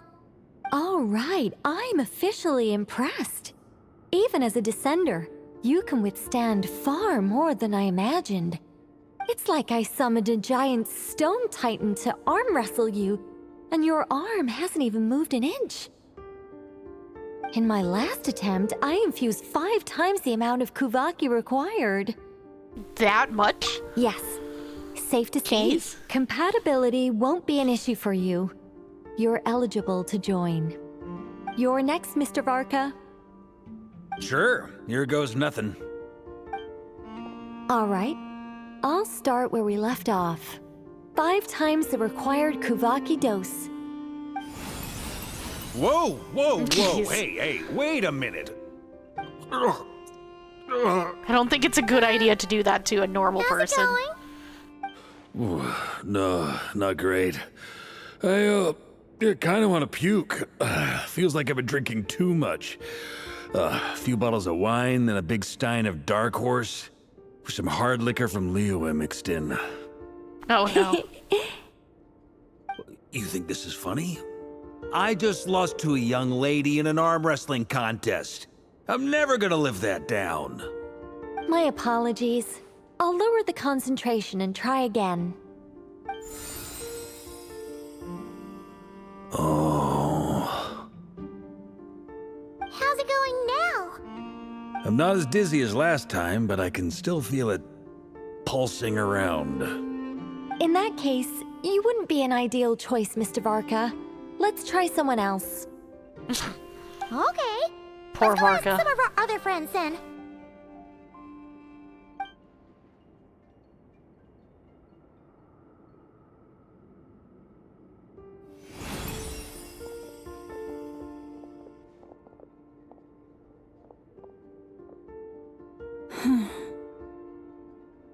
No surprises here, Miss Moonchanter.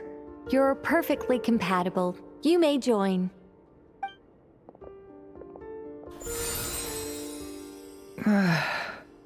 I'm getting a slight headache.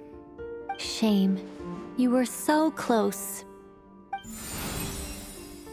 Whoa, I'm itching all over.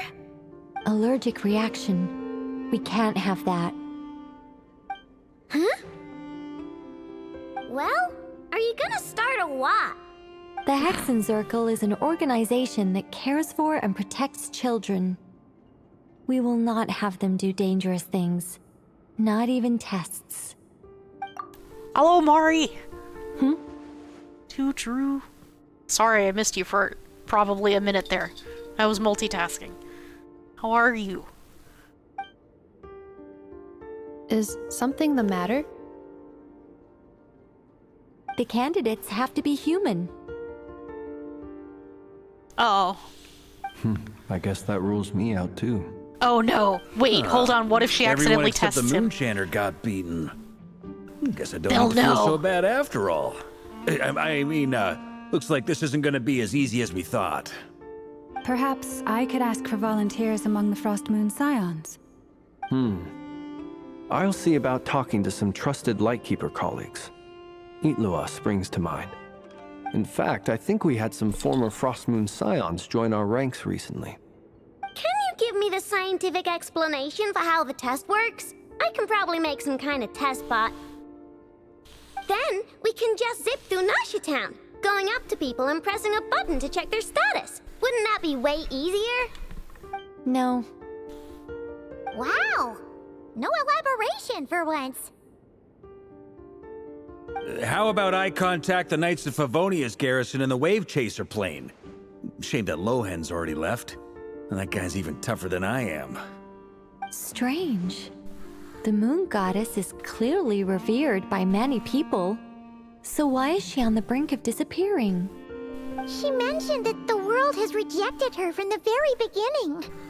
And when we fought the Reikir of Salnari, it seemed like she exhausted her power for our sake.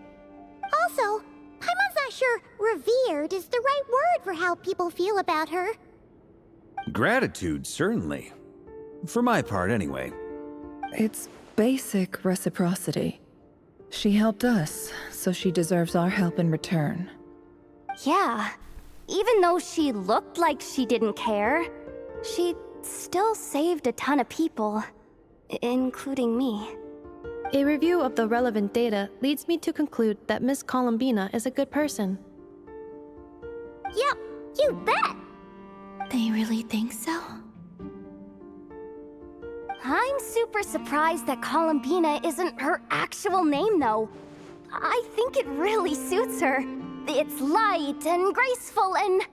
yeah, just a really pretty name. I know, right? Unfortunately, that's not our decision to make. Columbina. That was the code name the Fatui gave me. But it also came up in the song I heard when I was born. But... is that really all there is to it? What do I truly think of my own name? Is there anyone left who will still call me by that name? She told me to pick whichever name took my fancy. Why did I pick Columbina? Well, because it's the one she gave me. Maybe because I felt that she never wanted to become Kutar and be worshipped as a god. Yeah. Moon Prayer Night is getting closer by the day. We're running out of time. We need to look for other candidates. Then allow Father! me to try. Huh? What are you doing here? You contacted your friends via the Adventurers Guild. Sandrone has been keeping an eye out for something like that, so she informed me. Since I have the ability to accommodate a moon marrow, I should prove to be a suitable candidate. Arlecchino. When can we begin? I see. We can begin right away.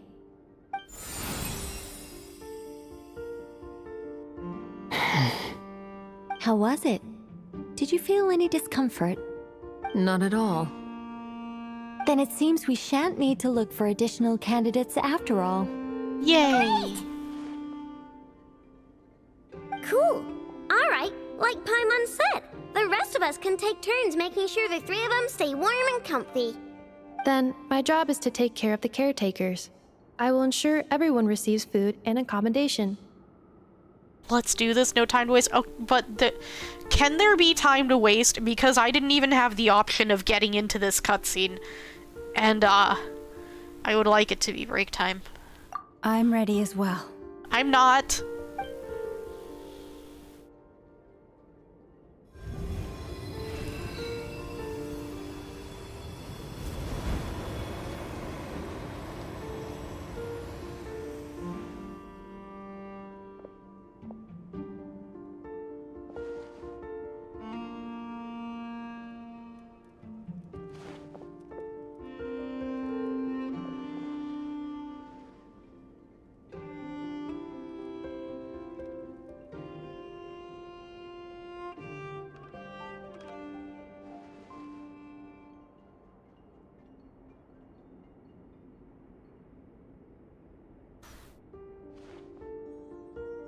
Oh no.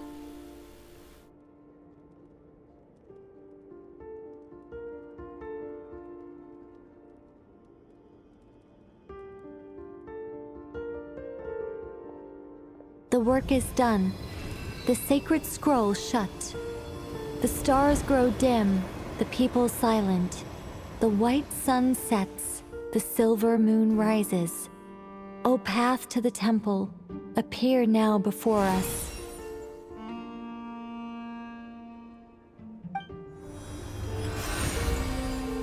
Wow! It really opened! So that's what all this is about. They've been trying to open this gate. With a calm mind, this proved not too arduous. Come, let us enter. Oh, there was an entire line there that didn't have a dialogue, apparently. Wait, do we actually get to wait? Can we wait? It might be best to eat something first. Take care to chew properly and swallow slowly. It will give your body time to readjust to the digestion process. They will head in soon. They will need to enter this gate.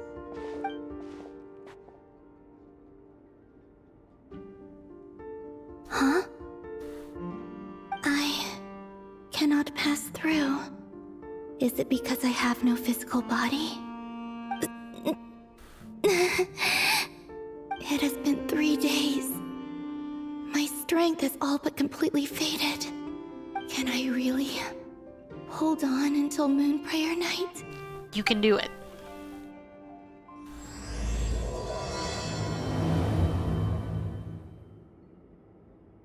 Can we pause now? Oh, good. I was getting worried. Grab this, because we're here. Alright. And then we pause. We pause. We pause. It is time to pause. I am tired. My throat hurts. My mouth hurts. And we're not ready for another getting stuck for an hour in the story. It's break time. Let's get back on our normal party so we can turn in our dailies. There we go. That's important. Thank you for We can do our expeditions too. There we go. Easy. Which gives us more of these. Always do your battle battle pass stuff. More story rewards. And check our achievements. Complete a Nocturne of the Far North. And somewhere in time you once crossed paths. Very good. Alright. We're not checking the mail. I'll check that later. We pause. It is time. It is time to pause. It is time to be done for the day. It is time to take a break. You should take a break too, chat. We've been here for a little bit. Thanks everyone for coming. And it's good to see you all. It always is. We're not gonna worry about rating and stuff, as usual, because we're still just kinda on off days. So, we don't want to spend any more energy than we need to. But, feel free to go on to whatever stream you're gonna go to next. And tell them I said hi. I might even be there. Thanks everyone for coming. You all have a wonderful day. I will see you next time. Potentially Wednesday. We'll see how I feel. And you all have an excellent evening. Bye-bye, everyone. Too true.